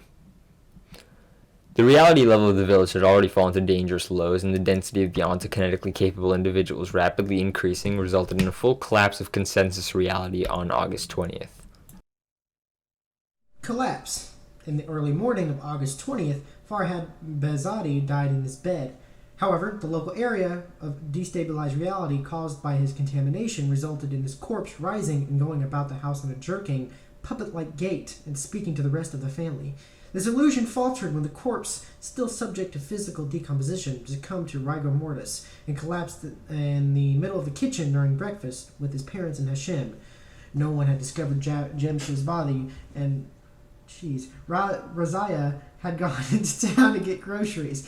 Upon the realization that Farhad was and had been dead, the collective ontokinetic potential of Hussein, Latifa, Hashem, and Farhad's corpse was unleashed in an emotional rage that is believed to have set off an explosive chain reaction. When villagers in Andar saw the Behzadi homestead at the cornea of the blinding explosion of color, their panic and fear involuntarily activated their abilities, forming a positive feedback loop.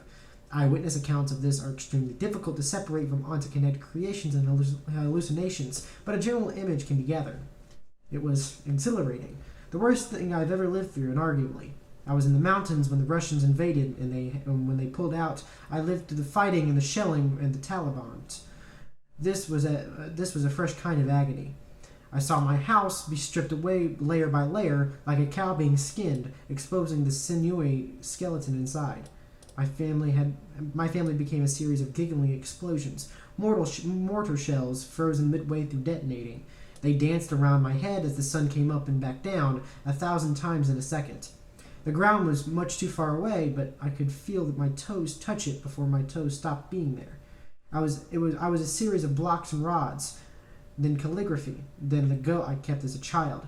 I could see in all 6 directions, and all my neighbors, friends, families, all were doing the same thing. It went on for days as my home, the home of my parents and their parents before them, just fell apart in front of our very eyes, because there was never really anything holding it together at all. We were all just there, living out some unreal personal hell. Or heaven, maybe. I'm not too sure. Intervention. At this point, a Foundation source in the district's police force became aware of the events transpiring in Andar, submitted an investigation advisory. 2 agents from Cabal, highlighted. One of these agents was an embedded GOC sleeper agent, who alerted Regional Command to a likely Type Green PTE on location, and highlight, were dispatched to the village, arriving in Jeep. Well, it was a nightmare, wasn't it? A disaster. It was like a surrealist war zone.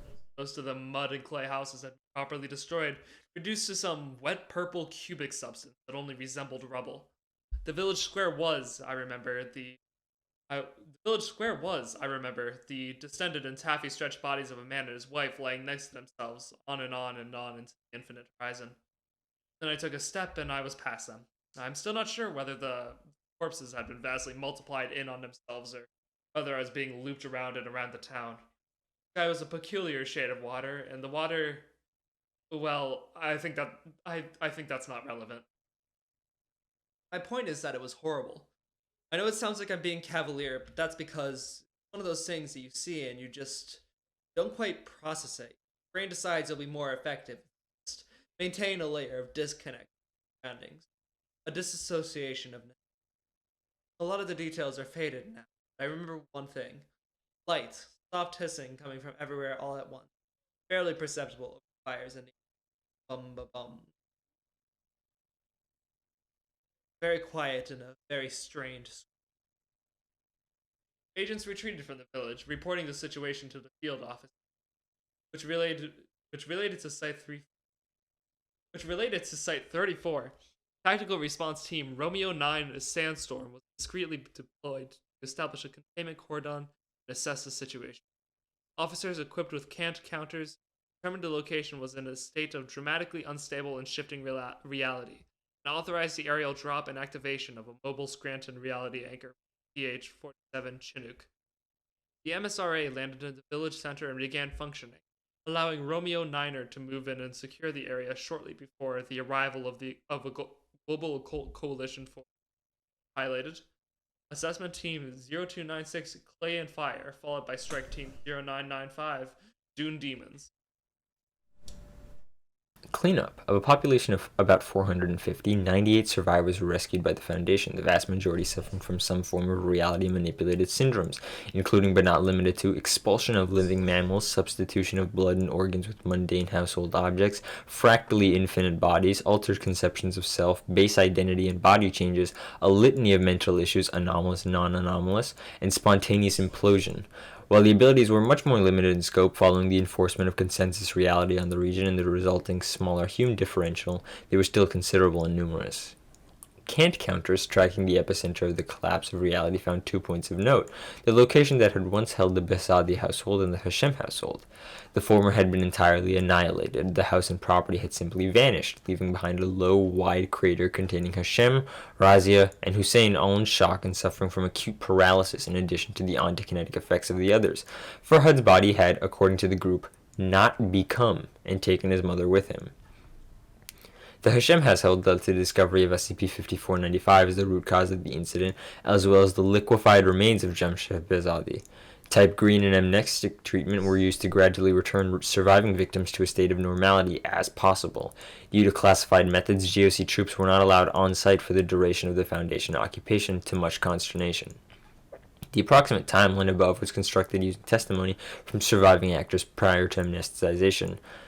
Footnote: Foundation practice of chemically erasing memories from civilian witnesses. Conclusion. The events caused by SCP-5495 have resulted in significant damage to the lives of all individuals involved, whether they survived or not. The more harshly affected individuals were unable to be returned to normality and have surrendered themselves to Humane Foundation containment as persons of interest. They will be provided medical care for the duration of their lives. All corpses and bodies pulled from the rubber of Andar have been cremated where possible and otherwise destroyed. The ashes and remains are stored at Site-34 in the same isolation chamber as SCP-5495 itself, in Tattletail-lined steel urns. It is believed latent ontokinetic properties of the remains will not entirely subside to negligible levels for another 150 years at minimum.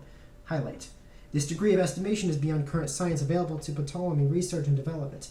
Indicated the Foundation either has significantly more advanced understanding of anomalous sciences than previously thought, or have previous experience with this degree of tight green contamination. End highlight.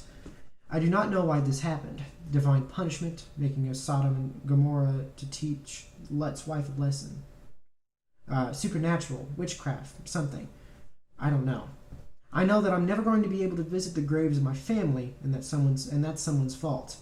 I don't even know if I want them to pay, but I want them to know what they did. Just hurry and make me forget like the others. The recklessness and of Oriya, while Oriya is generally spiteful of perceived Western judgment, historically they prefer to exercise an almost excessive degree of caution in all activities. And highlight. Inadequately storing and disposing of their peril waste has caused catastrophic damage and loss of life for uninvolved civilians. However, due to Oriya's complete denial of any involvement in the events, retaliatory action or exigent investigation is inadvisable at best. Holy shit. Are you having a stroke? Oh my god. No, this is just regular Jack. My tongue can't make those movements that quickly. Okay, who's next? I can read this or someone else can. It doesn't matter. I am next. Sweet. I shall take it on. I think I'm next. Yes. I'm next. I'm pretty sure. Okay, good. Psyche item Charlie. The following encoded communications were intercepted at Foundation Site-34 by a deep cover Psyche special observer. 09031990 block Z. Encoded traffic 2 S001 109385 from S34 3 Operation Flaming Lantern. Collapsed SRA plus victim remains are in containment at 34, restricted to level 4 clearance. Survivor autopsy scheduled for 2 weeks. Document transfer update. Some admins worried Oriya diplomats may try to raise fuss with GOCs. 09031990 block Z. Encoded traffic 2 S34 093842 from S001 109385. 3 Operation Flaming Lantern. Success. Ambassadors accepted document as sign of cooperation plus reparation for turning away strike teams. Oriya of low risk. Who's gonna believe them? Okay. Dun, dun, There it is. dun. Okay. Well, I will say real quick, I see like twice that cows were mentioned in like the interviews. Mhm. Especially the first one stood out to me. Like on my touched edition, it turned into a dead cow. Is that a biblical reference? Not really. Like to I the, just thought it was dreams? not. It wasn't specifically a biblical reference, but I have referenced like livestock and livestock being dead in my work a lot. I'm not sure why. It's just like a very evocative image. Mm-hmm. Okay, that's fair. I did notice that. It's interesting. Mm-hmm. I do like that. I did notice there were some other obvious biblical references, which I am always very happy to see. Naturally. Very cool. Okay, I do have one thing I really want to ask about Sure. real quick, before we get into the normal discussion of this, because it's just like, I'm really just curious about this. How did you get this like structural diagram? Like, where did this come from? That is from Wikimedia Commons on an image of a radiological core. It's actually very specific to how this article was formed. There's a backstory with that image. Really? Yeah. Is it a short backstory? And if so, could you give it to us real quick? It ties into how I thought of the article, which is basically this is heavily based off. I don't know if you're familiar, the Guyana incident. It was an incident in, I want to say, the late 80s in Brazil, where basically this clinic that had radiological therapy, it shut down, and for whatever reason, the radiological core that they used for radiotherapy just wasn't disposed of properly. It was left in the abandoned building, this highly radioactive, core, like maybe a foot wide, a foot tall, something like that. And what ended up happening, obviously, was that because the site wasn't secured, it was basically just open to anyone. Some people walked in from the region, and they just took it, and they intended to sell it for scrap, but obviously, like, they didn't realize it was incredibly radioactive. They broke the seals on it, and obviously ended up contaminating something like 300 people. A lot of people died over it, just because they weren't aware of what they were dealing with. By the time, federal authorities realized, oh no, we have like radiation contamination, and like sent in hazmat teams, it was already too late. Like something like 5 people had died. And the image used here is that radiological core, a teletherapy radiation capsule. See, that's really interesting. Actually adds a lot to this. So can you give me more about like your thoughts on it? Yeah, I mean, I very much like, I read an article about the Guyana incident, and I was reading it, and I was like, it inspired a very like particular response in me, because I wanted to emulate the tone it had, because you're reading about this very like, obviously with hindsight we know that obviously the radiation capsule was radioactive, and people just picked it up and they played with it. They thought it was like a toy, or at some point, like the enriched uranium inside of it was sprinkled on like people's hands, because they thought it was like cool that it glowed in the dark, and people like sprinkled it on their food and ate it. And obviously, reading that back with the knowledge that it's radioactive, it would inevitably cause them to like receive a massive dose of radiation. You get like a very particular sense of like horror, like, oh god, they like, what are these people doing? And I wanted to like, reading through that article, you just get that a very direct dose of that, oh god, like you wish people would put it down, but obviously they won't. They don't know what they're dealing with like you do. And I wanted to emulate that sort of tone, like that sort of gradual horror of like watching a car crash in slow motion but not being able to actually do anything about it. Interesting. I like that a lot. I think you did that really well. I've read an article that quite tries to emulate that like feeling of horror. Thing I like about the Foundation, though. And it obviously has the hidden sub story with the psyche item Charlie, and the highlights of specific Foundation statements. Where there's a lot going on there. Like, I'm curious to see if you figured out what was going on there behind the scenes.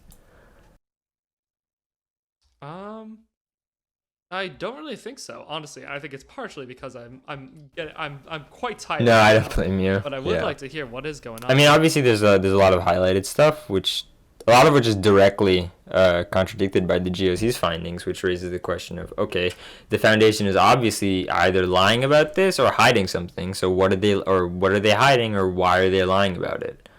When apparently they've helped to amnestize all the civilians, help to reintegrate them, stuff like that. And the implication being that at the end it's revealed that what you should have grokked is that this wasn't really obviously an Orion weapon core. This was a Foundation Scranton reality anchor core. It was a piece of scientific equipment that they just left behind in a Foundation black site, and they didn't want to take responsibility for the fact that they forgot to secure their stuff and just left it behind. And when someone picked it up and it caused this huge incident, they didn't want the GOC to cause a fuss about it, so they just covered it up, basically blamed it all on Orion, because they knew who's gonna believe them.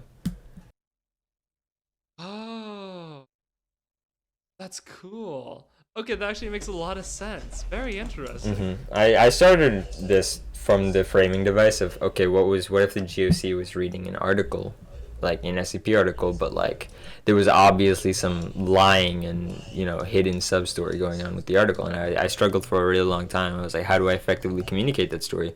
Until I came up with the highlighting thing, which I actually copied from a different article of mine in a different use case, but I think it ended up working well here. Yeah, it's very clever, very clever. Both of the articles we've read today have some very interesting gimmicks. Format screws are funky. Love format. Honestly, they're good. Okay. Well, Jack, what are your thoughts on the article? I was pinged with this article and was very forcibly told to read it. I thought it flowed very well. I really liked the kind of dual perspective swap of like the clinicality of the article itself, and then moving to like the little segments of like exposition, seeing the two stories kind of like they both kind of direct the same goal, but they will look at it from two different perspectives, and one provides a very like gut-wrenching emotional kind of reaction, while the other one just kind of explains what's going on and kind of alludes to the ending, which was what he just stated was, them having the secret and reality anchor. I will say, just by reading it, that it was I just had a hard time reading the words. I don't really have much else to say. I just thought it was a really fun article, and hence why I upvoted it. Yay! I ought to do that too. I will say the words I completely get having trouble. They're difficult. I think part of it is just my tongue doesn't work like that. I don't know. What that tongue do, Jack? It's fair. Oh man. Let's see. Anyway.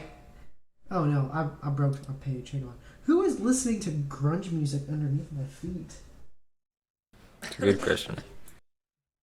Dear Lord, but this is a really cool article, Rounder. I really like the highlights. Thank you. I really like.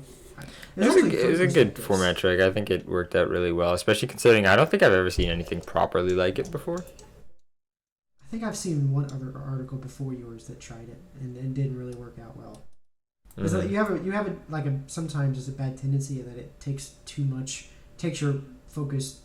Yeah, it is kind of a distract. Like, you are like stopping the flow of reading to kind of make them look at something else, which is also a problem I find with like side boxes and stuff in longer articles, right. like Ralston 001. But ultimately it's like a matter of if you can make them pay attention. Right. I think one that does do the side boxes really good is Dodo's 6699. It's like essentially they're trying to explore like the noosphere. You know, like the brain scans or whatever. It uses the television theme. I don't remember the exact specifics, but that article used side boxes really well. Anyway, we're going on to whole format issues and whatnot, but all in all, it was a cool, fun little article. Bless. I'll say, I don't really think either of these articles lend themselves super well to the audio format. That's not like not a huge deal though. I think they were both super interesting, and I really love. They just add a lot to me. I honestly I like the GOC a lot as an organization. I do too, which is, I which is why it makes me sad that most GOC work on the site kind of sucks. It's not that it's all bad. I just think that like the stories people tend to write with them tend to like not just. It's very like a very one-sided kind of uninteresting portrayal of the organization. When it's like, oh, these guys are like, oh, they blow shit up. They're in the military. When it's like you can do a lot with like the obviously like real-world political implications of like the United Nations having their own organization. I think people tend to see like I was just about to say they always just represent them as like the bad guys. Yeah, I think from all the articles I've read of the GOC, I think it's like another added layer of like foundation clinicality and just kind of it's very like dense and hard to parse. Yeah, and it's very frustrating because like there are some GOC articles that I really like too, but I haven't been able to get into it. Like I think the GOC tend to lend itself better to tales where you kind of don't have to worry about the technical like technobabble, right. And you can just kind of wild out with like stories about like dudes doing shit.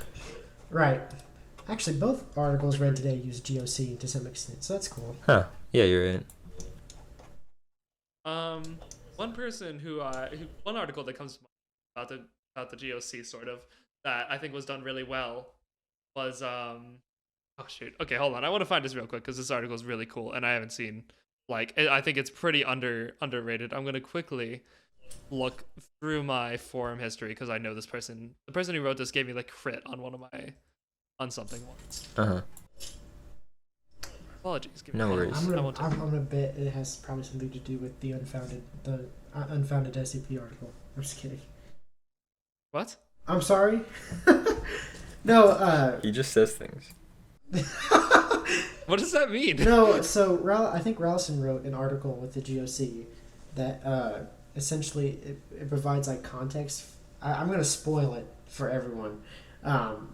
It's essentially an article where like the Foundation accidentally causes the unfounded canon. It's like the only SCP file in the unfounded canon, and the entire premise of the unfounded canon is that the SCP Foundation doesn't exist. And that one was written by, I think that one uses the GOC too.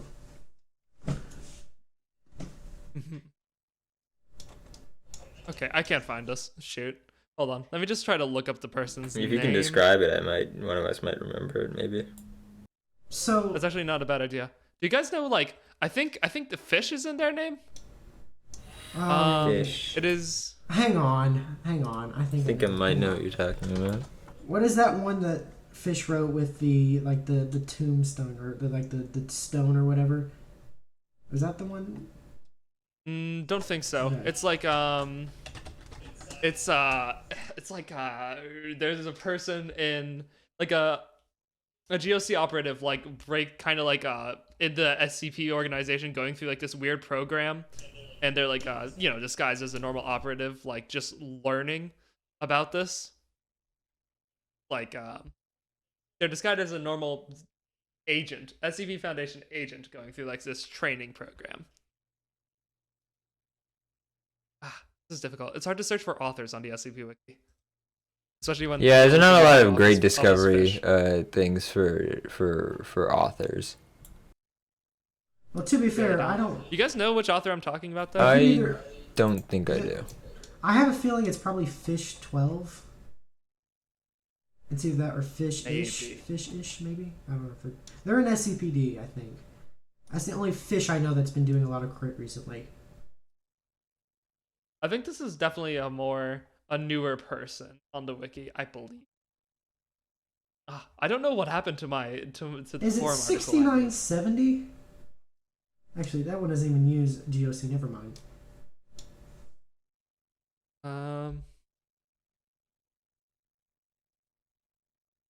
No, yeah, it is. This is No way. Good job, guys. That's I it. have not read this article. It was Fish 12. I was right. Uh-oh. Aww. Okay, no, we're back.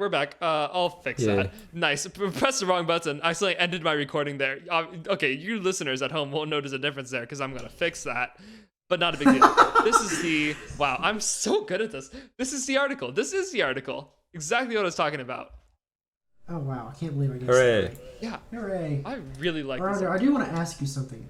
What is reclamation? What is the reclamation tag? It's for the Araya group. They just didn't name the tag Araya because I guess people don't like acronyms and tags. But obviously, Office for the Reclamation of Islamic Artifacts would end up being a ridiculously long tag. Gotcha. Okay. I was really confused there. If it was me, I would have just called it Araya, but here we are. Yeah, they did the same for Global Occult Coalition. Well, no, Global Occult Coalition's tag is just Global-Occult-Coalition. Yeah, right. I'm saying that they didn't abbreviate it. Yeah. Okay, I was wondering. Anyway, I saw that, and I've never seen that tag before. I also don't read a whole bunch of Orion stuff. Yeah, well, most of it's bad, so. Nice. I will say, real quickly, the SCP-6970, love this SCP. It's honestly one of my favorites in this series. Fish, if you're listening to this, you should come on the podcast, because I want to read this. But anyways. Fun stuff. Oh, yeah. But anyways, I'm getting off topic. I think we are at about the point where we could go ahead and wrap this up. So I do want to bring attention real quick to the fact that the SCP Foundation has recently added an official TikTok account. Oh yeah, forgot about that. Why? It's who knows? I really I think don't it's pay just, attention to anything any of like- our social media themes do. like there's no inherent purpose for it beyond attracting more of an audience. I don't think TikTok is the way to go because TikTok is predominantly used by a younger audience, and the wiki has like rules against anyone under the age of 18 from joining. So I'm not really for sure what the stunt was or what the intended goal of that TikTok was, except to bring in people who can't actually engage with the wiki. But Yeah, like it just Yeah. makes me wonder who on the staff was like, this is something that we really need to have. Same with the Twitch account, for the record. The Twitch account occasionally got Twitch- used for like Right. orientations and shit, but like I don't no one I don't watches get them. it. You'd No think one we get an watches official orientations. YouTube before all this. I would have wanted that, but that never happened for stupid reasons. Really? And like, what? To be fair, like, what are you supposed to promote on an official YouTube? What are you supposed You just to do promote? readings and shit. Yeah, that'd be pretty cool. No. Yeah, that'd be so dope. Like would be- authors doing that would be readings, cool. that would be like an actual platform for stuff instead of just like depending on, for creators to like audio and video creators to like give a spotlight to the authors, which I do want to commend you, Shaun. You do this. Like most people would just read the things and call it a day, not even bring the authors on, which I do appreciate. Yeah, of course. That's the whole point of what I'm going for here. Like, the SCP Foundation is very focused on the articles and the writing, but barely the authors. Like, authors rarely ever get credit. Like, you never think, Yeah, it's rough. SCP-6970, that was written by Fish. You think, SCP-6970. It's something Yeah, I'm else. gonna start Besides the slapping fact my that it's written name by in Fish. big bold letters on all of my work at the top, so you can't miss it. Isn't that what Cactus does now with the? No, he has it small. I'm gonna have it in like size 112 font. Didn't you do that for April Fools? You changed all of the. You changed Yeah, the- but that was April Fool's. I'm gonna do this year round now. And it like scrolled with you on the page. It was like a sticky element. So like, Yeah, you'd be couldn't reading through escape. an article, and you would just see at the very bottom like property of Rounderhouse, like all the way down. Yeah. It was a good April Fool's joke, but I think you should start putting watermarks on your articles, like right in the middle That's a of the good text. idea. So, like, you have to read I'm gonna around put it, a and then you'll side never box. forget. I want to do that flop style thing. I'm gonna put up a side box so readers are when they scroll down, they just constantly see written by, so they never forget. I always thought that was distracting. I don't know. I do think it's distracting, which is why I think don't it's do very it. distracting. If I ever ended up doing it, it would either just be like a thing at the top or a thing at the very bottom, just saying, this article was written by Rounderhouse. Thank you for reading. Maybe a link to my Twitter if I'm feeling frisky, something like that. I think, like, Didn't you do that to your 6,000? I did. You, I did do that. I don't Yeah. give a fuck. I think, like, doing something like Fish does here, and like having like just anywhere, like having by Fish or like by whoever, I think that's honestly just nice, because most of the older ones don't have that. Like, just having a little info Right. thing and a link to the author page helps a lot. I think Yeah, that's just even- I little think it's stuff like too, that. But I also think like people who go on the wiki, like most people who just read the articles and they don't care. Like most people don't even vote anyway. Anyway. So like it wouldn't do a huge help. Like obviously it does help some. Well, it's less about getting people to like upvote it, and it's more just about like establishing It's like yourself emotions, as right. a person who does write and like wanting credit for your work, which I don't think is unreasonable. No, it's not unreasonable at all. But So you're probably choosing Same the wrong side size. for that. right, So- especially with like Yeah. how we license the articles, because at any point in time, even if you delete things, people can always like repost them. There's a Yeah, I huge- mean, I don't have like a huge issue with like the license itself. I just wish people would abide by like I it's know, a very honestly. permissive license. You can do basically whatever the fuck you want as long as you attribute the creators. But most people don't even do that like bare minimum. Yeah. Really sucks. So the articles you guys just read, or that we just read, were from Rounderhouse and me. We'll just attribute those real quick. I'm just Yeah. kidding. No, I wrote those. I don't know what you're talking about. Dang, I knew it was gonna That was happen. me. I've done it. I've done it. Okay. Upload Rounderhouse. Oh no. All right. Well, thank you guys so much for coming on the podcast. This was very Yeah, this was a fun entertaining. time. This was a great time. Yeah, very happy to have you guys. So I think it's very important to know who the authors are of these articles. So you can see their name at the top and say, this was written by Rounderhouse. Oh, not reading this one. I hate his writing. Thank you guys all so much for writing. Cold. Writing? Heartbreaking. Man, we haven't been able to say words all day today, so Yeah, don't like, worry about it. take a shot every time we mispronounce pronounce something. Please, you'll have alcohol at the end of this. I'm sorry for any hospital visits I have accidentally caused you guys, whoever actually followed through with that. I apologize. I'm trying real hard. My mouth can't formulate words. It's just fucked up there. Make this that's how I'll advertise this podcast. Make it a drinking game. Yeah, Send people to that'd be so hospitals. much It'll be fun. in the news. You get your cast episode. Oh no. Oh no, Rounder, don't say that. Okay, well, before we end, I think we're like, oh god, we should probably end. We're like over. I don't know anymore because I accidentally restarted the recording. We are 2 hours in. There you We're go. 2 hours and 11 minutes in, yeah. Yeah, jeez. All right, well, would you guys like to very quickly shout out some of the other stuff you do besides just writing on the wiki? Yeah, I do. I've been doing a lot of horror photoshops on my Twitter recently. You can go follow that at Rounderhouse. And I've been doing some indie horror YouTube videos that are set to come out soon. So keep your eyes on that. I will announce it on the aforementioned Twitter. Exciting. And Jack? I don't do anything besides write and read. If Based, you want to follow the my ideal way to Twitter, interact. if you do want to follow my Twitter, it will be JakdragonX. The X is very important. That's about it. I don't have anything else. I'm kind of like a bore. I don't do anything. Okay, awesome. And also, check out YourCast, which is also linked in the description. I have personally listened to every single episode and loved every single one. They're very fun. Yeah. And our previous guests, Tanhoney and Darnell, are on one of the episodes. I thought that, and we did reference it a few times in that episode of this podcast. Oh man, that was a confusing sentence. But yeah, man, YourCast and its consequences have been Disaster for the human race. Oh man. Rounder. Actually, never mind. I'm not going to say that. Thank you guys all so much for watching. Check out everything. Link in the description. Everything that we've mentioned. All of the articles. The links to these people's authors page. I'm also going to put those there. Yeah. Also, the link to like other little things that we mentioned, like this SCP that I just brought up by Fish, for example, will also be linked there in case you want to check it out. Thank you guys so much for watching. I'll see you next time. Bye-bye.